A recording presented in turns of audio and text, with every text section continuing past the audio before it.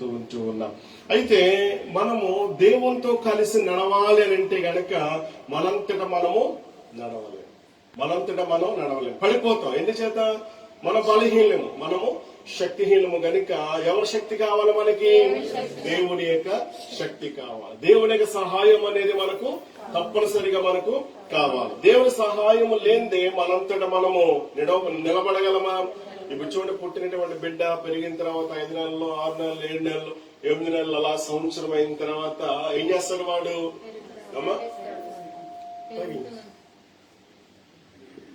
లేచి నడవడానికి ప్రయత్నం చేస్తాడు. లేచి నడవడానికి ప్రయత్నం చేసినప్పుడు వాడు ఏం చేస్తాడు? సడన్ గా లేచేసి నడిచేయగలడా? నడవలేడు. ఏం చేస్తాడు? దాన్ని పట్టుకుని దీన్ని పట్టుకుని ఏం చేస్తాడు? నడవటానికి, లేవటానికి ప్రయత్నం చేస్తాడు. ప్రయత్నం చేసినప్పుడు తల్లి తండ్రి ఏం చేస్తారు తెలుసా? ఏం చేస్తారు? చెయ్యిచ్చి ఏం చేస్తారు? కాబట్టి మనం కూడా మరి ఆధ్యాత్మికంగా మనము ఒకేసారి ఎవరిని గట్టిగా నిలబడగలమంటే కనుక మన వల్ల కాదు. కాబట్టి దేవుని తోడు అనేది, దేవుని చెయ్యి అనేది మనకు కావాలి. దేవుని యొక్క తోడు అనేది మనకు ఉంటే కనుక మనం ఏం చేయమన్నమాట? పడిపోము. ఒకవేళ పడిపోయినప్పటికీ కూడా ఆయన చేతితో మనల్ని ఏం చేస్తాడు? పట్టుకుంటాడు. కాబట్టి ఈ రోజున మనం పడిపోకుండా స్థిరంగా ఉండాలన్నదే ఈ 3 దినాల ఉపవాస ఉజ్జీవ కూడికలు అన్నమాట. కాబట్టి మొదటి రోజున దేవుడు మనతో మాట్లాడాడు. ఏం మాట్లాడాడు? దీపం వెలగాలి, మండుతూ ఉండాలి. కొందరు దీపాలు ఎలా ఉన్నాయి? మసి పెట్టేసి. ఎందుకు మసి పెట్టేసింది? ఏదో ఒక మసి, అవునా కదా? ఏదో ఒక మసి చేత మన హృదయాలు ఏమైపోయినాయి? పాడైపోయినాయి. మన హృదయాలు పరిశుద్ధంగా ఉండాల్సిన మనం, నీతిగా బ్రతకాల్సిన మనం, యథార్థంగా ఉండాల్సిన మనం ఏం చేసాం? మసి వల్ల ఏమైపోయింది? ఆధ్యాత్మిక జీవితం పతనమైపోయింది. అలా ఉంటే గనక చాలా భయంకరమైన పరిస్థితి. మన దీపాలు ఎప్పుడూ కూడా వెలుగుతూ ఉండాలి, మండుతూ ప్రకాశించాడు. ఎవరు? బాప్తిస్మం ఇచ్చే యోహాను. దేవునికి స్తోత్రం కలిగింది. నీవెలా ఉండాలి? నిత్యము మండుతూ ఉండాలి. ఉపవాస కోడికలో మండటం, తర్వాత ఉపవాస కోడికలు అయిపోయిన తర్వాత చల్లారిపోవడం కాదు.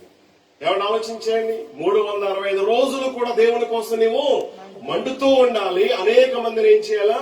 మండించాలి. దేవునికి స్తోత్రం కలిగింది. అందుకని ఫ్రెడీ ఫాల్ గారు రాశారు. ఏం రాశారు? అగ్ని మండించు నాలో, అగ్ని మండించు, అగ్ని మండించు నాలో, అగ్ని మండించు, పరిశుద్ధాత్ముడా అగ్ని నాలో మండించు, అగ్ని నాలో మండించు. అగ్ని మన వల్ల మండాలి. మనం మండాలి. అనేక మందిని మనల్ని ఎవరైనా ముట్టుకుంటే కాలిపోవాలన్నమాట. దేవునికి స్తోత్రం కలిగిన. క్రైస్తవ బిడ్డలు అలా ప్రత్యేకమైన వారిగా ఉండాలి. క్రైస్తవ బిడ్డ లోకంతో కలిసి నడవడానికి వీల్లేదు. నువ్వు దేవునితో నడుస్తున్నావంటే లోకంతో నువ్వేం చేయకూడదు అన్నమాట? పొత్తు పెట్టుకోకూడదు. లోకానికి వేరైపోవాలి, లోకముని ప్రత్యేకించబడ్డాలి. కాబట్టి దేవుడు మనల్ని ప్రత్యేకపరచుకున్నాడు. ఎక్కడి నుండి? లోకంలో నుండి, పాపములో నుండి, శాపములో మనం అందరూ ప్రత్యేకించబడ్డాం గనుక నీవు దేవునితో కలిసి నడవాలి. దేవునితో కలిసి నడవాలి అంటే గనుక సంవత్సరానికి ఒకసారి ఇలాగా దేవుని యొక్క మందిరంలో, దేవుని మందిరం ఎలాంటిదంటే ఒకసారి మీకు జ్ఞాపకం చేశాను, మెకానిక్ షెడ్ లాంటిది అన్నమాట. ఎలాంటిది? మెకానిక్ షెడ్ లాంటిది. ఎందుకు మెకానిక్ షెడ్ అనంటే, మనం ఒక బైక్ మనం కొనుక్కున్నామంటే, కారు మనం కొనుక్కున్నామంటే ఏం చేస్తాం? కారు కొనుక్కున్నాం అని చెప్పేసి డైరెక్ట్ తిరిగేస్తావా? మరి ఏం చేస్తాం? తిరగాలంటే, నడవాలంటే అందులో ఏముండాలా? పెట్రోల్ బంక్కి వెళ్ళాలి కదా. మరి పెట్రోల్ ఉంటే కారు నడిచేద్దా? నడవదు. కొన్నిసార్లు అమాంతంగా ఆగిపోతుంది. ఇప్పుడు చూడండి, ఇక్కడ కువైట్ లో ఎంత సిస్టమ్ అంటే, ఇప్పుడు బండి ఎక్కడన్నా ఆగింది అనుకో, మొన్న వస్తా ఉంటే నేను వస్తా ఉంటే బండి వస్తా ఉంటే ఆ బండి ఏంటనంటే ఫోన్ చేస్తే చాలంట డైరెక్ట్ గా ఏం చేస్తున్నారు? వాళ్ళు వచ్చేస్తా ఉన్నారు. ఇప్పుడు కారు కడగాలనుకో ఫోన్ చేస్తున్నారు. ఎవరికి? నవీన్ గారికి. నవీన్ అదే పని అనమాట. ఫోన్ చేస్తారు, ఆయన తీసుకెళ్లిపోతాడు, ఇలా కొడతాడు, అలా కొడతాడు, అయిపోతే పని. దేవునికి స్తోత్రం కలిగింది. మనం ఇంటికి వెళ్ళాం, షోరూమ్ లోకి వెళ్ళవసరం లేదు. అంటే ఇప్పుడు చూడండి, కారు నడుపుతున్నప్పుడు అమంతంగా ఆగిపోయింది అనుకో, ఎవరు రావాలా? మెకానిక్ రావాలా. మెకానిక్ వస్తేనే అందులో తేడా ఏంటో అర్థం అవుతుంది. అప్పటికే మనం డిక్కీ ఓపెన్ చేసి ఇలాగ చాలా ప్రయత్నం చేస్తూ ఉంటాం. మన వల్ల కాదు. వాడు వస్తాడు, వాడు వచ్చిన తర్వాత ఏదో పెడతాడు, అంతే అయిపోద్ది. దేవుని స్తోత్రంగా. అప్పటి వరకు మనం అదేం చేసాం? ముట్టుకున్నాం కానీ అది వల్ల మన వల్ల కాలేదు. అంటే ఎవరి పని వాళ్ళే చేయలేడు. మెకానిక్ ఏం చేస్తాడు? పాడైపోయినటువంటి ఆ కారుని ఏం చేస్తాడు? బాగు చేస్తాడు. మన మెకానిక్ ఎవరన్నమాట? దేవుడే. దేవునికి స్తోత్రం కలిగింది. ఈ యేసయ్య దగ్గరికి వస్తే కనుక నువ్వెక్కడ పాడైపోయావో, ఎక్కడ మరి దేవుళ్ళు సరిగ్గా నిలబడలేకపోతున్నావో, కాబట్టి ఎక్కడ నీవు దేవునికి దూరంగా ఉంటున్నావు, ఆయా విషయాల్లో దేవుడు ఏం చేస్తా ఉంటాడు? మనల్ని రించులు పెట్టి స్క్రూలు పెట్టి ఏం చేస్తా ఉంటాడు? టైట్ చేస్తా ఉంటాడు. బిగించడానికి మనం ఏం చేయబడాలి? మనం ఇష్టపడాలి. దేవునికి స్తోత్రం కలిగింది కనుక. కాబట్టి దేవుడు నిశ్చయముగా మన ప్రార్థనలు ఏం చేసేవాడు చెప్పండి? ఆలకించే దేవుడు. చెప్పండి అందరూ కూడా. ఆయన నామం ఎలాంటిది అమ్మా? మహిమ కలిగినది, ఇంకా శక్తి కలిగినది, ఇంకా ప్రభావము కలిగినది. ఆయన నామములు ఏం జరిగాయి? అద్భుతాలు జరిగాయి. దేవునికి స్తోత్రం కలిగింది కాక. అందుకే భక్తులు పాడుతూ ఉన్నాడు, యేసయ్య నామంలో శక్తి, శ్రీ యేసయ్య నామంలో శక్తి ఉన్నదయ్యా, యేసయ్య నామంలో శక్తి ఉన్నదయ్యా, శ్రీ యేసయ్య నామంలో శక్తి ఉన్నదయ్యా. నమ్మితే చాలు నీవు పొందుకుంటావు శక్తిని, నమ్మితే చాలు నీవు పొందుకుంటావు శక్తిని. యేసయ్య నామంలో శక్తి ఉన్నదయ్యా, శ్రీ యేసయ్య నామంలో శక్తి ఉన్నదయ్యా. హల్లెలూయా. యేసు నామములో ఏముందమ్మా? చెప్పండి అందరూ కూడా. ఏ నామములోనేమి లేదన్నమాట? ఏముంది? శక్తి ఉందా? శక్తి లేదు. పేరులోనే పెన్నిది అన్నట్లుగా పేరులో, ఆయన పేరులోనే గొప్ప శక్తి ఉందన్నమాట. ఆ శక్తి కలిగిన నామములో నువ్వు ఏది అడిగినా సరే ఇస్తాడే కూడా. నమ్మిన సోదరు చెప్పండి ఒకసారి. 3 దినాల ఉపవాస ఉద్యమ కోడికల్లో ప్రభు పాదాల చెంత, ప్రభు పాద సన్నిధిలో నీవేమైతే అడిగావో అవన్నీ కూడా దేవుడికి ఇవ్వడానికి ఆయన ఇష్టపడుతూ ఉన్నాడు. ఎందుకు అనంటే కనుక మన దేవుడు మంచి దేవుడు. దేవునికి స్తోత్రం కలిగిన. ఏ దేవుడు చెప్పండి? ప్రక్క వారికి చెప్పండి. మంచి దేవుడు మన యేసయ్య. నీవు అడిగింది నీవు పొందుకుంటావు. ఉపవాస ఉద్యమ కోడికల్లో చెప్పండి సార్. వారికి ఆ ధైర్యం వచ్చేమాట. దేవునికి స్తోత్రం కలిగింది. నీవు అడిగింది దేవుడు నీకు ఇస్తాడు, ఇస్తున్నాడు అని చెప్పండి సారి. ఇస్తున్నాడా? ఇచ్చేసాడా? ఇచ్చేసాడని మనం నమ్మాలంటే అదే క్రైస్తవ జీవితం. దేవునికి స్తోత్రం కలిగిన కనుక విశ్వాసం లేకుండా దేవునికి ఇష్టడై ఉండుట అసాధ్యం. దేవుడు ఎందుకు వచ్చిన మనం ఏం చేయాలా? ఉన్నాడు. ఎవరున్నాడు? దేవుడున్నాడు నమ్మాలి గట్టిగా. నమ్మి ఏం చేయలేదు? రెండవది, నేను ఏదైతే అడుగుతానో అది ఆయన నాకు ఇస్తాడు, చేస్తాడు అని చెప్పేసి మనం ఖచ్చితంగా నమ్మాలి. దేవునికి స్తోత్రం కలిగిన. కాబట్టి మనము దేవునితో నడిస్తే ఎవరితో నడవ? మనం లోకంతో లోకంతో నడిస్తే దేవునితో మనం. ఇప్పుడు ఎవరితో నడుస్తున్నా నీవు? దేవునితోనా లోకంతోనా? అమ్మా దేవుని దగ్గరగా ఉన్నావా? లోకంలో దగ్గరగా ఉన్నావా? అమ్మా దేవునికి స్తోత్రం కలిగింది కాక. నువ్వు ఎవరికి దగ్గరగా ఉన్నావో, ఎవరితో నడుస్తున్నావో అది మన మనసాక్షులకి తెలుసు కనుక మరొక మారు పరిశుద్ధాత్మ దేవుడు ఈ ప్రత్యేకమైన సమయంలో మనతో మాట్లాడుతూ ఉంటుండగా, దేవునితో కలిసి మన సహవాసం చేయడానికి ఇష్టపడినట్లయితే, దేవునితో కలిసి నడవడానికి మనము ఇష్టపడినప్పుడు అద్భుతమైన రీతిలో దేవుడు మనకు సహాయం చేయడానికి ఆయన ఇష్టపడుతూ ఉన్నాడు. కాబట్టి ఈ రోజున మన దేవుడు ప్రార్థన ఆలకించే దేవుడు అని చెప్పుకున్నాం. ఆయన నామం శక్తి గలదని చెప్పుకున్నాం. ఆ శక్తి గల నామంలో అడుగు వాటన్నిటికంటేను, ఊహించు వాటన్నిటికంటేను ఏం చేయగలడు? ఆయన గొప్ప కార్యాలు చేయగలడు. అయితే దేవుడు ఎందుకు సమాధానం ఇస్తాడు మన ప్రార్థనలకు? ఎందుకు మన ప్రార్థనకు దేవుడు సమాధానం ఇస్తాడో ఒక 3 ప్రాముఖ్యమైన విషయాల్లో నేను మీకు జ్ఞాపకం చేస్తాను. దేవునికి స్తోత్రం కలిగిన కాక. బయటికి వెళ్ళి వచ్చేసారా? ఇంకా రాలేదా? సరే, మంచిది. చూడండి, దానియేలు గ్రంథంలో నుంచి ఈ 3 అంశాలు నేను మీకు జ్ఞాపకం చేయాలని ఇష్టపడుతూ ఉన్నాను. దానియేలు గ్రంథం 2వ అధ్యాయము 30వ వచన భాగాన్ని మనం చదువుదాం. దానియేలు గ్రంథం 2వ అధ్యాయము 30వ వచన భాగం. ఇతర మనుషులందరికంటే నాకు విశేష జ్ఞానం ఉండుట వలన ఈ మర్మము నాకు బయలుపరచబడలేదు. రాజునకు దాని భావమును తెలియచేయు నిమిత్తమును, తమరి మనస్సు యొక్క ఆలోచనలు తాము తెలుసుకొను నిమిత్తమును అది బయలుపరచబడెను. మరొకసారి చెబుతున్నాను.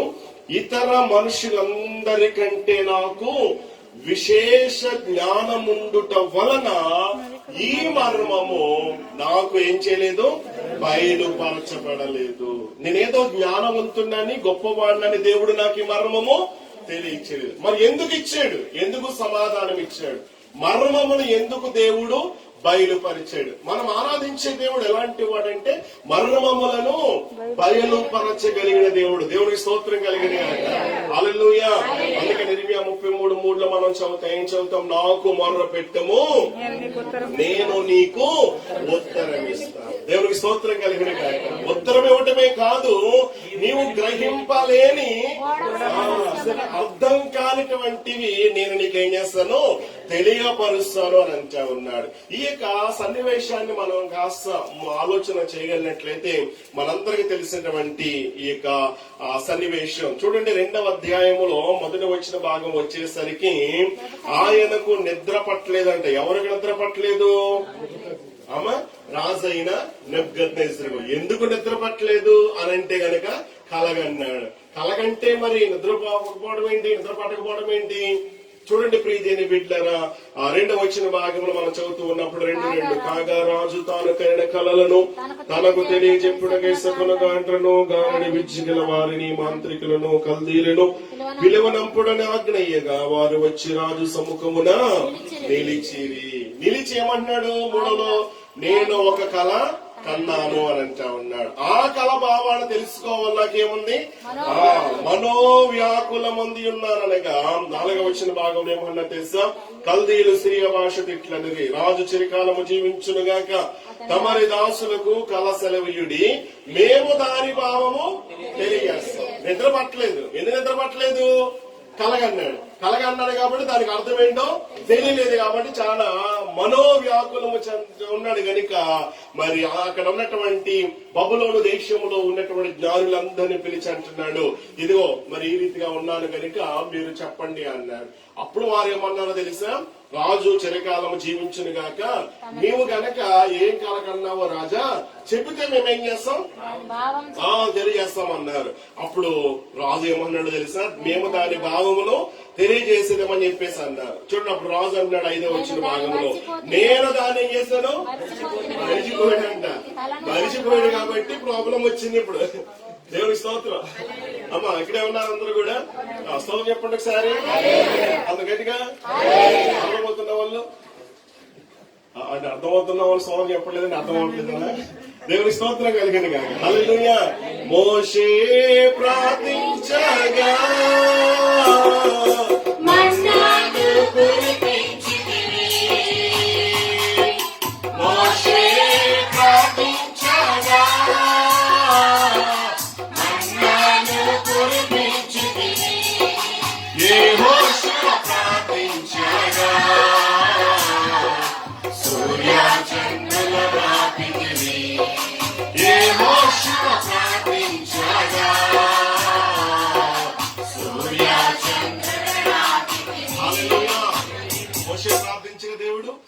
యెహోషువ ప్రార్థించగా దేవుడు, ఇక్కడ దానియేలు ప్రార్థించగా దేవుడు మర్మములను బయలుపరచగలిగాడు. దేవునికి స్తోత్రం కలిగిన.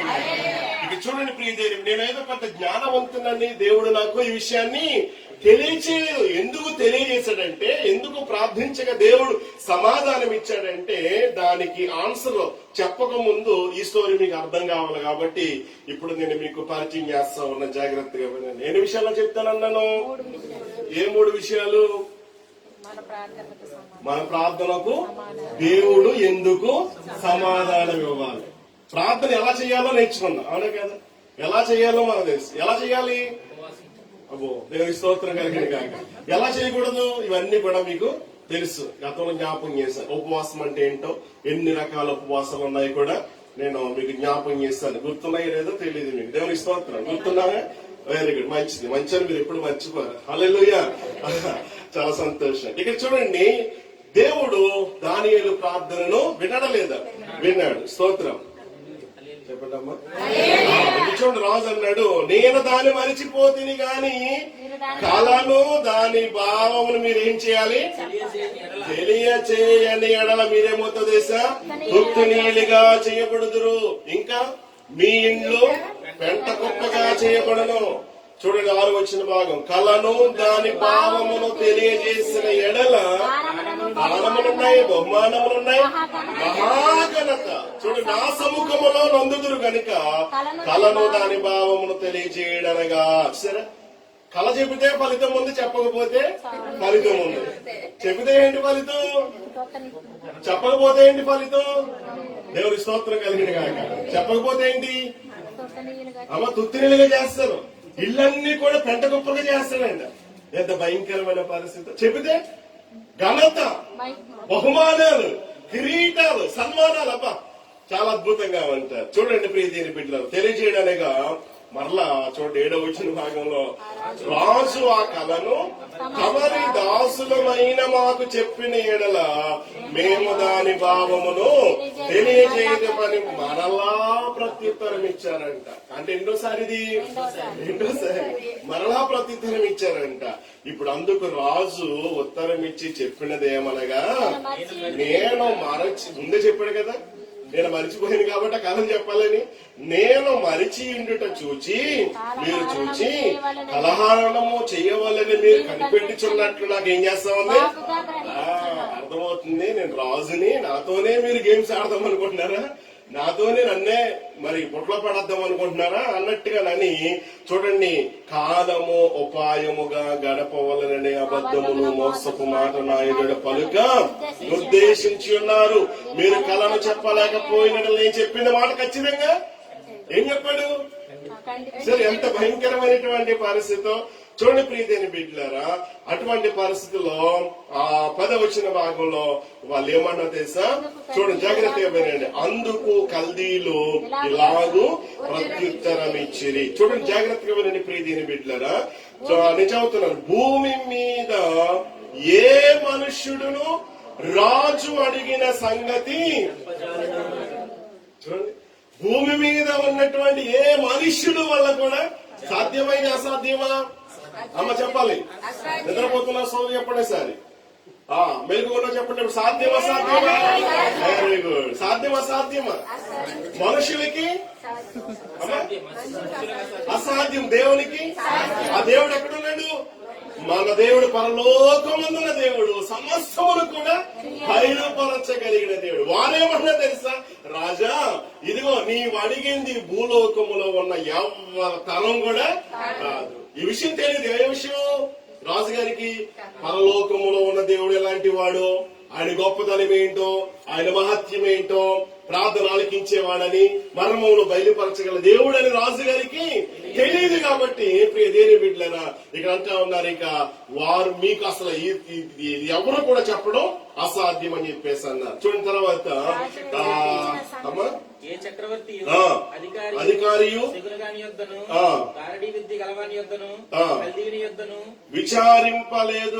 విచారింపలేదు. 11 రాజు విచారించిన సంగతి బహు ఎలాంటిదంటమ్మా? అసాధారణమైనది. దేవదూతలు కాక మారెవరు ఈ సంగతి తెలియజెప్పజాలరు. చూసారా? అంటే ఇటువంటి కార్యాలు ఎవరు చెప్పగలరు, ఎవరు బయలుపరచగలరు అని అంటే గనక దేవునికి స్తోత్రం కలిగింది గాక.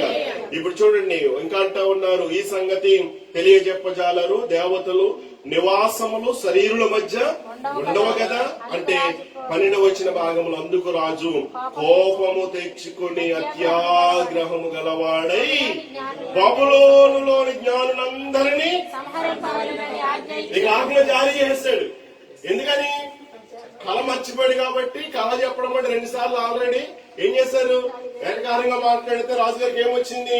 కోపం వచ్చింది. ఇంకా కోపం వస్తే అసలు దేవదూతల్లో గాని ఇక భూమి మీద ఉన్నటువంటి వారు ఎవరి తరం కూడా కాదనేసరికి ఇంకా కోపం తెచ్చుకొని ఏం చేశాడంటే ఆజ్ఞని ఏం చేశాడు? వెంటనే ఏం జరిగిందో తెలుసా? చూడండి 13వ వచ్చిన భాగం, ఇట్టి శాసనము బయలుదేరిట వలన జ్ఞానులు చంపబడవలసి ఉండగా వారు దానియేలును అతని స్నేహితులను. ఇది వచ్చిన నుంచి చదువుతున్నాను తెలుసా? ఇందులోనే ఉంది మన వాక్యం అంతా, 3 ముక్కలు. కానీ 3 ముక్కలు ఇందులోనే ఉంటాయి. జాగ్రత్తగా మీరందరూ కూడా వినాలని ప్రభుపేట మనం చేస్తూ ఉన్నాను. మరొకసారి చదువుతూ ఉన్నాను. ఇట్టి శాసనము బయలుదేరటం వలన జ్ఞానులందరూ కూడా ఏమవుతున్నారంట? చంపబడవలసి ఉండగా వారు దానియేలును అతని స్నేహితులను కూడా ఏం చేయాలనుకున్నారు? చంపాలని ప్రయత్నం చేస్తా ఉన్నారు. చూడప్పుడు దానియేలు బబులోనుడు జ్ఞానులు చంపుటగా బయలుదేరిన రాజు దేహ సంరక్షకుల అధిపతియగు అర్యోకు దగ్గరకు పోయి జ్ఞానయుక్తముగా మనవి చేశారంటే, చాలా జ్ఞానంగా తెలివిగా ఏమంటే అక్కడ ఉన్నటువంటి అధికారిని ఏం చేస్తా ఉన్నాడు? తెలుసుకుంటూ ఉన్నాడు. రాజు వద్ద నుండి ఆజ్ఞ ఇంత త్వరితముగా వచ్చుట ఏమని దానియేలు రాజు యొక్క అధిపతి అయిన అర్యోకును అడగగా అర్యోకు ఈ సంగతి దానియేలునకు తెలియజెప్పాను. అప్పుడు దానియేలు రాజు సన్నిధికి పోయి స్వప్న భావమును తెలియజెప్పుడుకై తనకు సమయము దయచేయమని రాజుని ఏం చేస్తా ఉన్నాడు?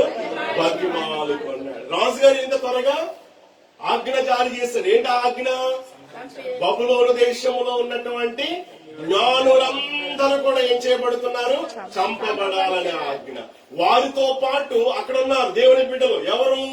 శద్రకు, దానియేలు, మేషక్. శద్రకు, మేషక్, అబేద్నెగో ముఖ్యులు దానియేలు. నలుగురు ఉన్నారు. వీళ్ళు కూడా ఎవరు? జ్ఞానులు. కాబట్టి ఆ జ్ఞానులతో పాటు ఈ జ్ఞానులు కూడా చంపాలి. ఆజ్ఞ వచ్చేసింది.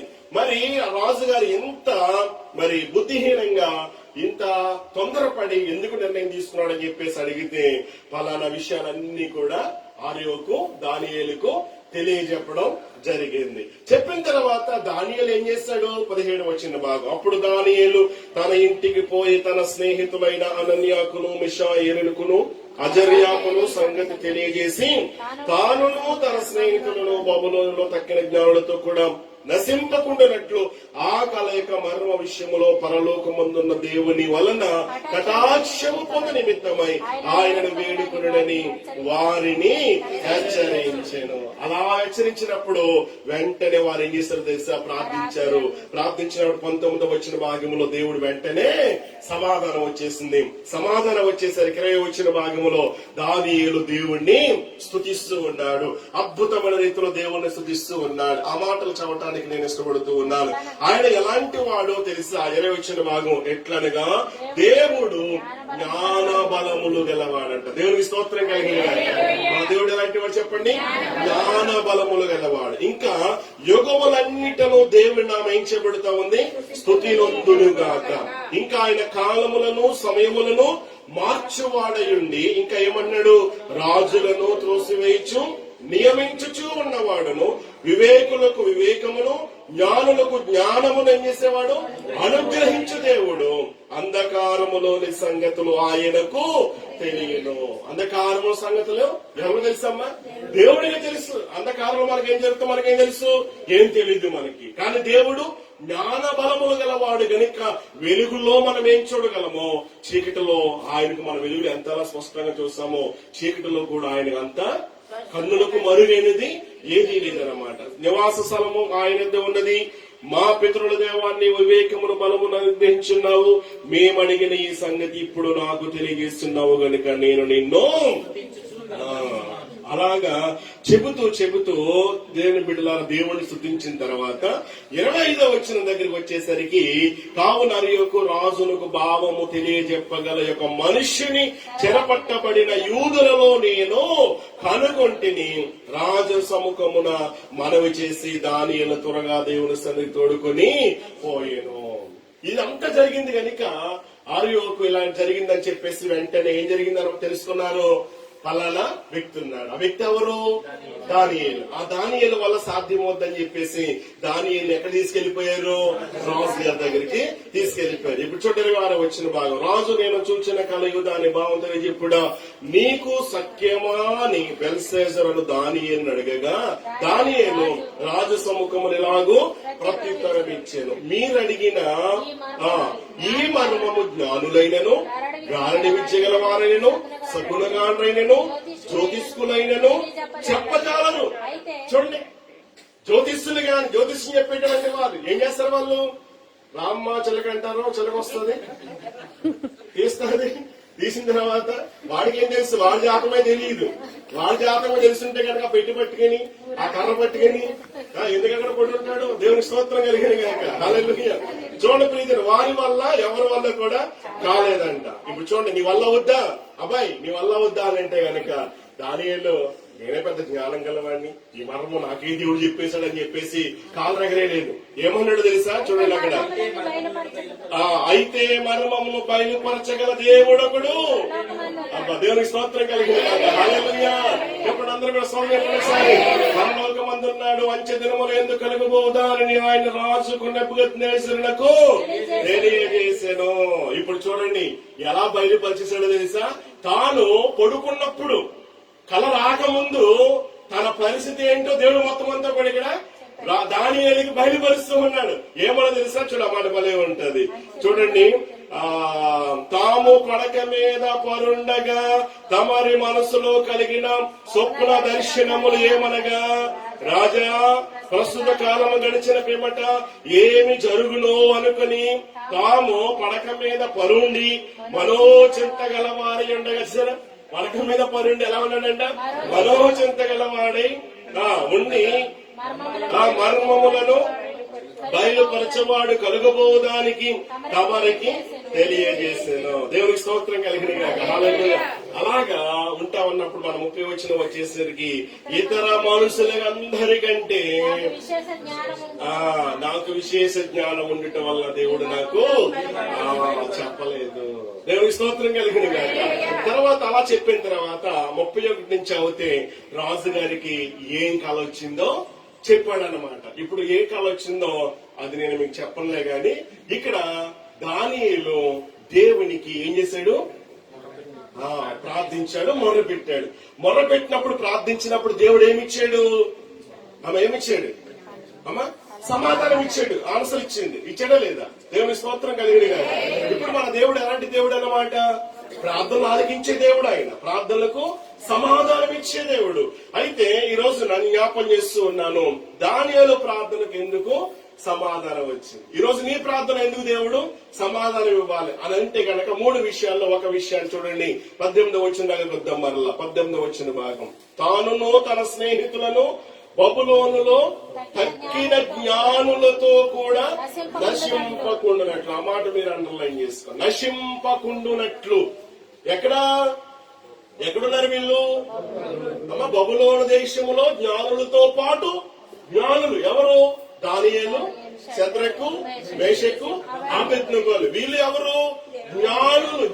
దేవుని బిడ్డలు. కాబట్టి వీరు కూడా ఏం చేయబడకూడదు? వారితో పాటు ఏం కాకూడదు? సంహరించబడకూడదు, నాశనము కాకూడదు. అందుకని దేవుడు ఏం చేశాడు?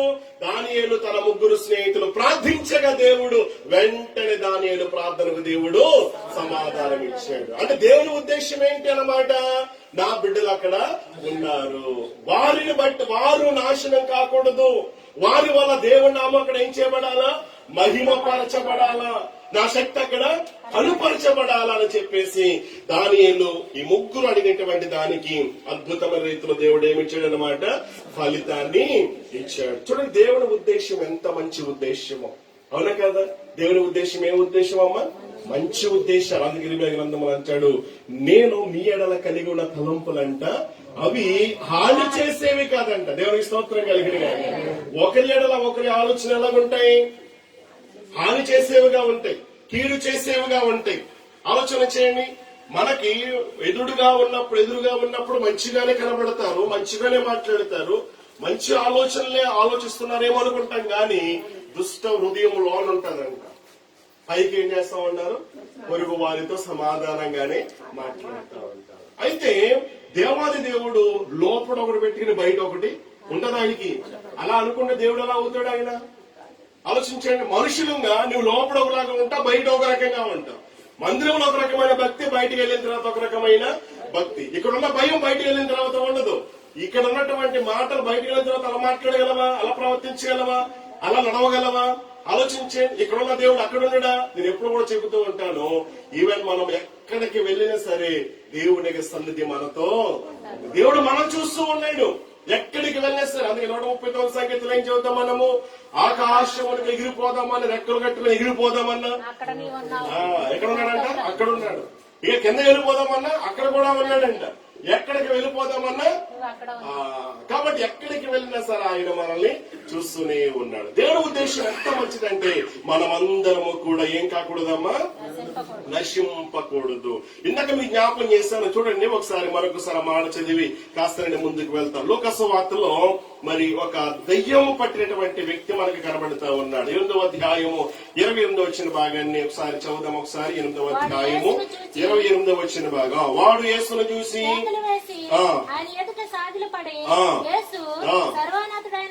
చూడండి, సర్వోన్నతుడైన దేవుని కుమారుడా, నాతో నీకేమి? నన్ను బాధపరచొద్దని ఏం చేస్తా ఉన్నాడంటమ్మా? వేడుకున్నాడు. ఏమని వేడుకుంటున్నాడు దేవుణ్ణి? నన్ను ఏం చేయొద్దు, బాధపరచొద్దు అంటా ఉన్నాడు. నన్ను బాధపరచొద్దు, నాకేంటి పని? నేను ఎలా ఉంటే ఏంటి?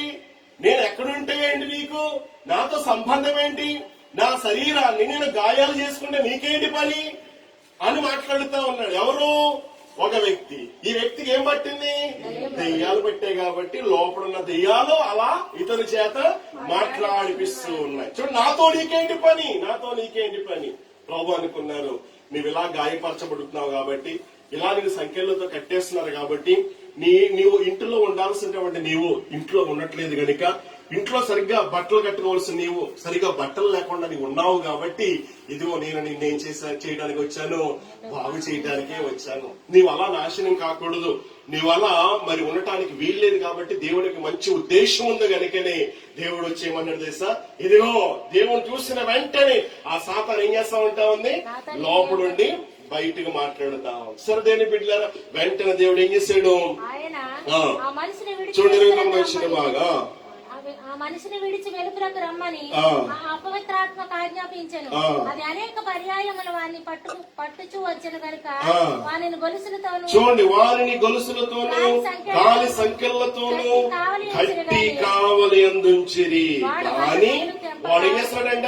బంధకములను తెంపగా దెయ్యము వారిని అడవిలోనికి తరుముకొని పోయెను. సరే, చాలా విపరీతంగా భయంకరమైనటువంటి టార్చర్ ఇతరులు పెట్టేస్తా ఉంది. ఆ దెయ్యం వచ్చినప్పుడు మామూలుగా ఉండలేదు వీడు. అసలు సరిగా బట్టలు కూడా కట్టుకునేటువంటి వాడిగా ఉన్నాడు. ఇంట్లో ఉండలేదు. ఎక్కడ ఉన్నాడు నివాసం? సమాధుల్లో ఉంటూ ఉన్నాడు.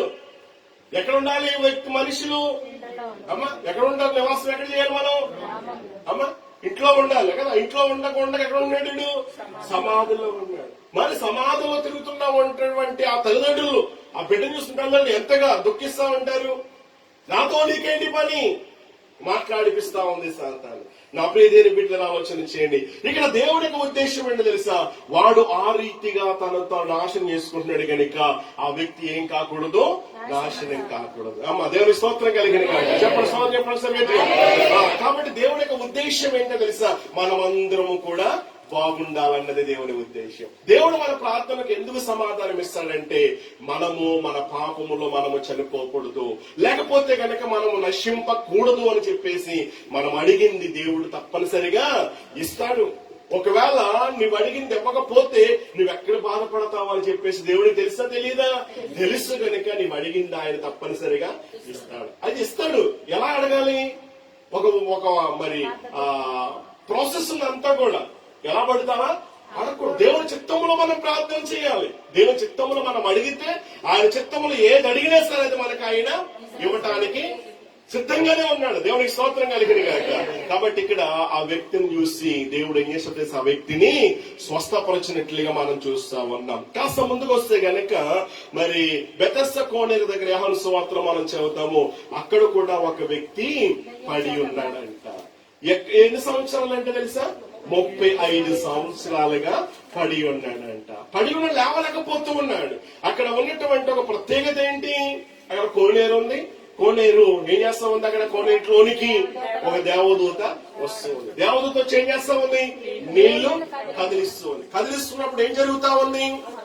కోనేరులోనికి దిగిన వారందరూ, ముందుగా దిగిన వారు ఎవరైనా సరే, వారు ఎట్టి వ్యాధిగ్రస్తులైనా సరే వెంటనే ఏమైపోతున్నారు? అలాగా ఆ కోనేరు దగ్గర 35 సంవత్సరాలుగా పడి ఉన్నాడంట. 1, 2, 3 కాదు, ఎన్ని సంవత్సరాలు చూడండి, 35 సంవత్సరాలు. ఎవరు చెప్పుకుంటాడు ఆ బాధ? నడవలేడు, నిలబడలేడు. చూడండి, ఎవరైనా వస్తారేమో చేపట్టుకుంటారు, కాస్త నడిపిస్తారని చెప్పేసి ఎదురు చూస్తున్నాడే తప్ప లేచి దేక్కుంటే ఇదే వెళ్దామని చెప్పేసి కాస్త అయినా ప్రయత్నం చేసాం లేదేమో. సరే, దేవుడు చూచాడు. తన బలహీనత ఏంటో అతను దేవుడు తెలుసు కాబట్టి, తన పరిస్థితి ఏంటో దేవుడు తెలుసు కాబట్టి, ఎందుకు ఆలోచించగా కూడా దేకలేకపోతున్నాడు, ఎందుకు అలా మూవ్ అవ్వలేకపోతూ ఉన్నాడు, ఎందుకు అలా ఉన్నాడు అని చెప్పేసి దేవుడు చూచి ఆ వ్యక్తి అలా నశింపకూడదు, ఆ వ్యక్తి అలా పాడైపోకూడదు, ఆ వ్యక్తి తన వ్యాధి చేత అలా మరణించకూడదు అని చెప్పేసి ఆ వ్యక్తి కోసం యేసయ్య ఆ కోనేటి దగ్గరికి వచ్చాడు. దేవునికి స్తోత్రం కలిగిన గాక. వచ్చి ఏమన్నాడు తెలుసా? ఇదిగో నీకు బాగుపడాలనే ఆశ నీకు అయితే వెళ్ళు, లేచి నీ పరుపెత్తుకో, నడు అని చెప్పేసి వెంటనే దేవుడు చెప్పినప్పుడు వెంటనే అద్భుతమైన రీతిలో అతనికి ఏమొచ్చిందనమాట? స్వస్థత వచ్చింది. చూసారా? అంటే దేవుడు యొక్క ఉద్దేశం ఏంటంటే మనం అందరం ఎవరు కూడా నశింపకూడదు. ప్రభు నీకు ఇష్టం తప్పనిసరిగా అడిగింది, నీవు ఇవ్వకపోతే ఆయనకు బాధపడతాడు. కాబట్టి నా సోదరి, నా కుమార్తె, నా కుమారుడు ఈ విషయం అడిగాడు కాబట్టి నేను తప్పనిసరిగా నేనేం చేయాలి? ఆమెకు, ఆయనకు ఇవ్వాలి అని చెప్పేసి మనం అడిగిన ప్రార్థనకు ఆయన సమాధానం ఇస్తాడు. దేవుడికి స్తోత్రం కలిగిన హల్లెలూయా. ఇక్కడ దానియేలుతో పాటు ఇంకేమో ఎవరున్నారు? తన 3 స్నేహితులు. రాజుగారికి కళ వచ్చింది, కళ మరిచిపోయాడు, మరిచిపోయాడు కాబట్టి కళ చెప్పాలి, దాని భావము చెప్పాలి. చెప్పకపోతే ఏంటో ఫలితం ఉంది, చెప్పినా సరే ఫలితం కూడా ఏంటో మనం చూస్తాం. ఇప్పుడు చూడండి ప్రియదేని బిడ్డలారా, భూమి మీద ఉన్నటువంటి జ్ఞానులు ఎవ్వరు చెప్పలేకపోయారు కాబట్టి ఇక ఇది ఎవ్వరి వల్ల కాదు అని అంటే రాజుగారికి విపరీతమైన కోపం వచ్చి ఆజ్ఞ జారీ చేసినప్పుడు జ్ఞానులందరూ చంపేయాలని చెప్పేసి ఏమండి మంత్రులందరూ కూడా బయలుదేరి వెళ్ళిపోస్తే జ్ఞానయుక్తముగా అడుగుతూ ఉన్నాడు దానియేలు. దేవునికి స్తోత్రం కలిగిన గాక. ఏంటి పరిస్థితి? కొంత సమయం ఇవ్వండి. జ్ఞానులుగా దేవుడి యొక్క ఉద్దేశం చంపకూడదు, ఎవరు నాశనం కాకూడదు. దేవుడు మంచి ప్రణాళికలు కలిగి ఉన్నాడు. తొందరపడి ఎందుకు ఆ రీతిగా రాజు నిర్ణయం తీసుకున్నాడు? కాస్త ఓపిక పట్టండి, సమయం ఇవ్వండి అన్నారు. సమయం ఇచ్చిన తర్వాత వాళ్ళు ఇల్లు ఏం చేశారు? దేవునికి ప్రార్థన చేశారు. వెంటనే ప్రార్థించిన దేవుడు ప్రార్థన విన్నాడు. విన్న వెంటనే రాజు గారి దగ్గర నిలబడి మాట్లాడుతూ ఉన్నాడు. ఏమో తెలుసా? ఇదిగో నేనేదో పెద్ద జ్ఞానం గలవాడిని, దేవుడు నాకు సమాధానం ఇవ్వలేదు, మా ప్రార్థనకు సమాధానం ఇవ్వలేదు. ఎందుకు ఇచ్చాడో తెలుసా? తక్కిన జ్ఞానులతో పాటు మేము నశించకూడదు. దేవుని బిడ్డలంగా మనం ఎవరు కూడా నశించిపోవటం ఆయనకి ఏమి లేదన్నమాట, ఇష్టము కాదు. మనం అందరం బాగుండాలన్నది ఆయన ఉద్దేశం. మనం అందరం ఫలించాలి, అభివృద్ధి పొందాలి, విస్తరించాలన్నదే దేవుని యొక్క ఉద్దేశం. అదే ఆదికాండం 1:28 వచ్చిన భాగంలో మనం చదువుతూ ఉన్నాం. మరి ఎందుకు నువ్వు ఫలించలేకపోతున్నావు? ఎందుకు నువ్వు అభివృద్ధి చెందలేకపోతూ ఉన్నావు? అయితే ఈ రోజున దేవుడి ఉద్దేశం ఏంటో తెలుసా? నీవు నేను కూడా ఫలించాలి. దేవుడికి స్తోత్రం కలిగిన చూడండి. 27 వచ్చినాలు కనుక మనం చదవగలిగినట్లయితే 2వ అంశంలోనికి వస్తాను. 27 వచ్చినాలు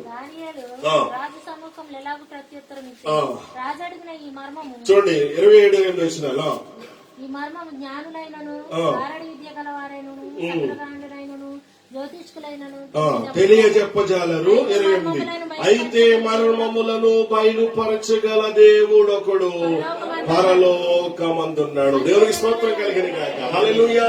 దేవుడు దానియేలు అడిగిన ప్రార్థనకి ఎందుకు సమాధానం ఇచ్చాడు? ఒకటి చెప్పండి అమ్మా, చెప్పాలి. ఒకటి, నశింపకూడదు. మనం ఎవరు కూడా ఏం చేయకూడదు? నశింపకూడదని దేవునికి ఉన్నటువంటి ఒక మంచి ఉద్దేశము, ఆలోచన. కాబట్టి మనం అడిగింది తప్పనిసరిగా మనకు ఆయన ఇస్తాడు. ఇస్తాడేవుడా? ఇస్తాడేమో చెప్పండి మరొకసారి స్తోత్రం. ఇప్పుడు చూడండి 8 వచ్చిన భాగం ఏమంటున్నాడు? 27 ఇలాగ ప్రత్యుత్తరం ఇచ్చాను. రాజు అడిగిన ఈ మర్మము జ్ఞానులైనను, చూడండి, గారడి విద్య గలవారైనను, శకునగాండ్రైనను, జ్యోతిష్సులైనను తెలియజెప్పజాలరు.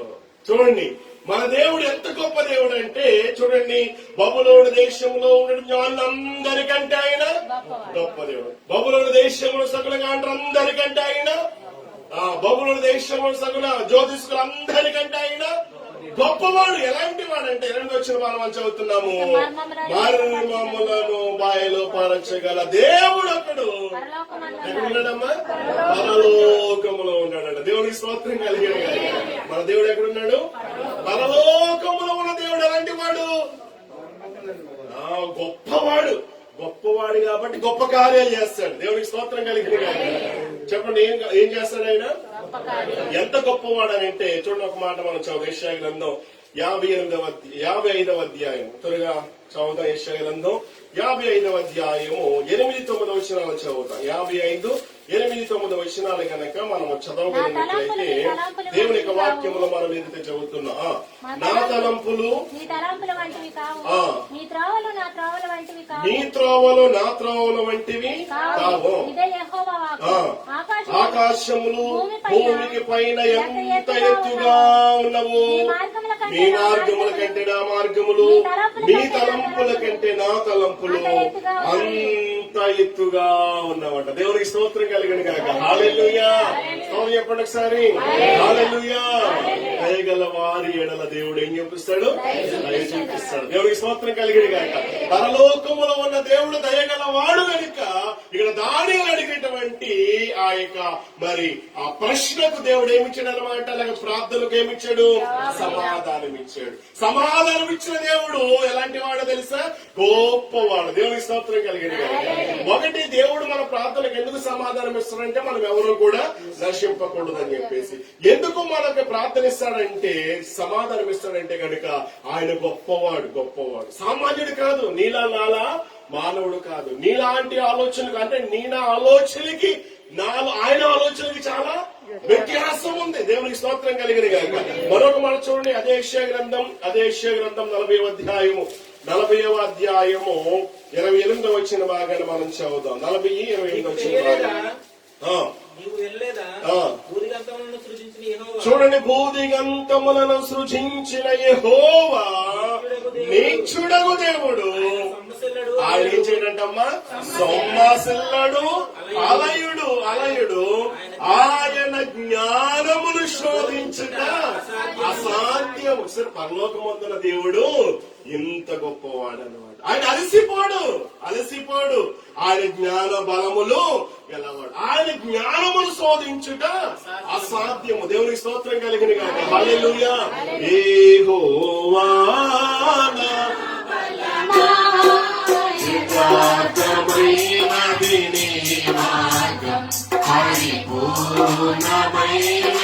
నీ మార్గం. యెహోవా. హల్లెలూయా. ఆయన నామం బలమైనది. అమ్మా, ఎందుకు పాట అంటే నిద్రపోతున్నవాడు కాస్త ప్రసంగం నా జోల పాటలో ఉందేమో నా ప్రసంగం. దేవుని స్తోత్రం కలిగిన కాక. ముగించేస్తాను.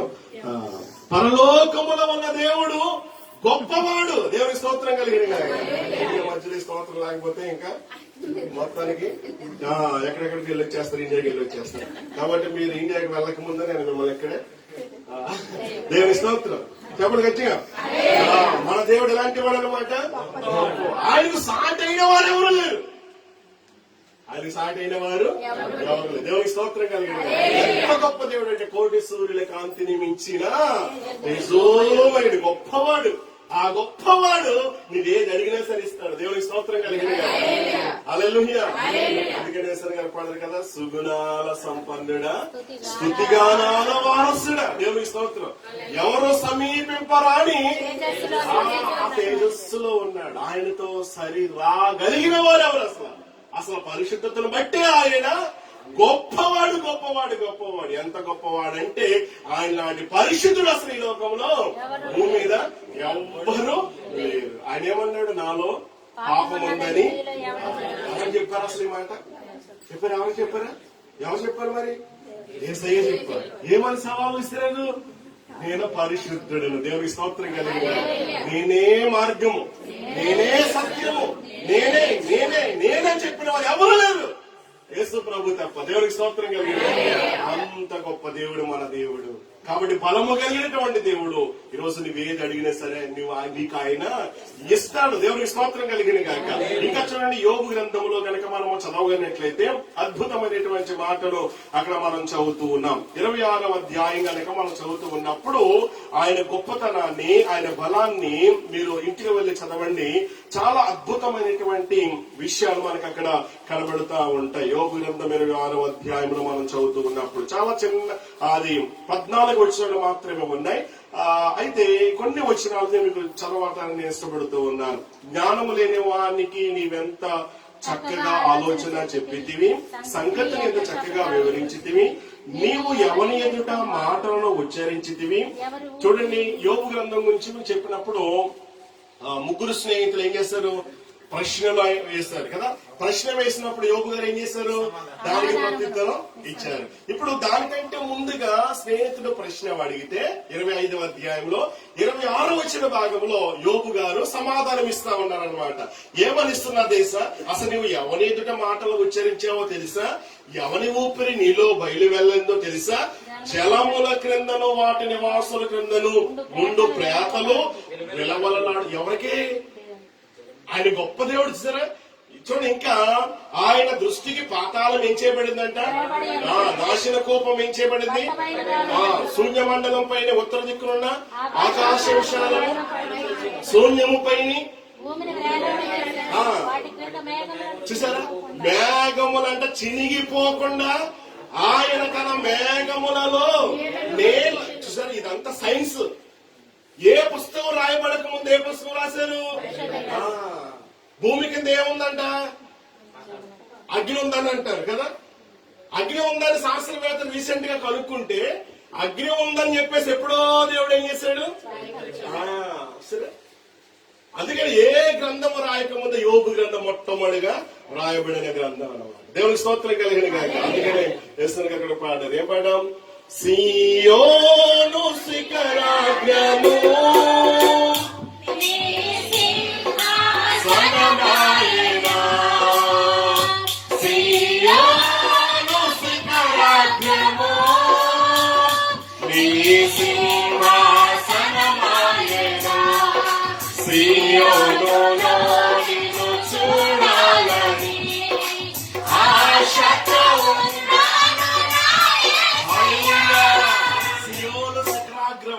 దేవుని స్తోత్రం కలిగింది. ఆకాశ గగనాలను నీ చేతులతో కొలిచితివి, శూన్యములో ఈ భూమిని వేలాడదీసిన ఆకాశ గగనాలను ఆయన ఏం చేశాడంట? దేవుడిని కొలగలమా? కలగలమా? అక్కడికి అసలు జాంత కొలిస్తే ఎన్ని సంవత్సరాలు పడుతుంది అసలు? దేవునికి స్తోత్రం కలిగింది కాక. శూన్యములో ఆయన ఏం చేశాడంట? తీశాడు. అంటే మనం ఆరాధించే దేవుడు, ఈ లోకములో ఉన్న దేవుడు దేవతలు అనబడుతున్నటువంటి వారికి తేడా ఏంటి? దినాన్ని నీవు గమనించాలి. నీవు అడిగింది ఆయన ఇస్తాడు నీకు. ఎందుకు తెలుసా? ఆయన గొప్పోడు కాబట్టి. నీవు అడిగింది ఇవ్వకపోతే ఆయన గొప్పతనం ఏంటి ఎలా బయలుపడుతుంది తెలుసుకోగలవు. ఆలోచన చేయండి ప్రియదేని బిడ్డలారా. ఆయన గొప్పవాడు. పరలోకములో ఉన్న దేవుడు మర్మములను ఆయన బయలుపరచగలిగినటువంటి దేవుడు. ఇలా చెబుతూ చివరికి వచ్చేసరికి ఏమంటాడో తెలుసా? చూడండి ప్రియదేని బిడ్డలారా, జాగ్రత్తగా చదివితే సర్వశక్తిమంతుడైన దేవుడు ముందు నరుడు ఎలాంటి వాడంట? అల్పుడంట. ఎలాంటి వాడంట? అల్పుడంట. అయితే 14 వచ్చేసరికి ఏమన్నదో తెలుసా? గర్జనలు చేయు ఆయన మహాబలము ఎంతైనది గ్రహింపగలవాడవుడు. అసలు చూడండి, ఆయన బలం ఎంతైనదని తెలుసుకోగలిగిన వాడు ఎవడు? అసలు ఎవరు ఉన్నారు? అసలు ఎవరు కూడా లేరు. అంత గొప్ప దేవుడు మన దేవుడు. అంత గొప్ప దేవుడు కనుక ఇది నీ జీవితంలో అసాధ్యం అనుకున్నది దేవుడు ఏం చేయబోతున్నాడు అనమాట? సాధ్యం చేయబోతూ ఉన్నాడు. బహుశా నీకు నాకు కూడా అసాధ్యము, నీకు నాకు కూడా కష్టం అనిపించవచ్చు. ఇది నా వల్ల కాదు అనుకుంటున్నావేమో, నేను సాధించలేను అనుకుంటున్నావేమో, నేను ఓడిపోయిన వ్యక్తిగా ఉన్నానేమో అనుకుంటున్నావేమో. నీవు నేను కూడా దేవుని దగ్గరకు వచ్చిన ఎవ్వరు కూడా ఓడిపోయిన వారు కాదు, చేతకాని వారు కాదు. మనం ఎవరు అనమాట? మన దేవుడు గొప్పోడంటే మనం కూడా ఎవరు? ఆయన ఎవరు? రాజులకు రాజు. రాజులకు రాజు అయితే నీవు కూడా ఎవరు? యూదా గోత్రం సింహమైన. ఆ యూదా గోత్రం సింహం అయితే నీవెవరు? సింహానికి పుట్టిన పిల్లలు ఏం పుడతాయి? సింహ పిల్లలే. పందికి పుట్టిన పిల్లలు మనం ఎవరి పిల్లలు? దేవుని స్తోత్రం కలిగింది కాక. హల్లెలూయా. సింహాల పిల్లలు ఎలా ఉండాలి? సింహం అడవికే రాజు, సింహం అడవికే రాజా కాదా? సింహంలో ఉన్న జంతువులు అందరినీ పెడతారు. గర్జన చేత ఏం చేస్తా ఉంది? భయపడుతూ ఉంది. మన రాజు కూడా తన గర్జన చేత ఎన్నో అద్భుతాలు చేశాడు. మరి సింహానికి పుట్టిన నీవు ఇంకెలా ఉండాలి చెప్పండి? పది పిల్లగా ఉంటే ఎలాగా? దేవుని స్తోత్రం కలిగింది కాక. మనం కూడా సింహం వల్లే నీతిమంతులంట సింహంలాగా ధైర్యంగా ఉంటారంట. దేవుని స్తోత్రం. మన దేవుడు సింహం కాబట్టి సింహం ఎప్పుడు భయపడదు చూసారా అమ్మా? భయపడతా? భయపడు. మనం కూడా దేనికి భయపడు. ఎందుకని? మన దేవుడు సింహం అయితే నీవు సింహం కాబట్టి, మన దేవుడు బలవంతుడు మనం కూడా బలవంతులు కాబట్టి ఈ శ్రమ, ఈ శోధన, ఈ కష్టాలన్నీ కూడా దేవునికి స్తోత్రం కలిగిన కాక. హల్లెలూయా. నీకు సహాయం చేసేవాడు మన దేవుడు. దేవునికి స్తోత్రం కలిగిన కాక. హల్లెలూయా, హల్లెలూయా. నీకు సహాయము చేయువాడు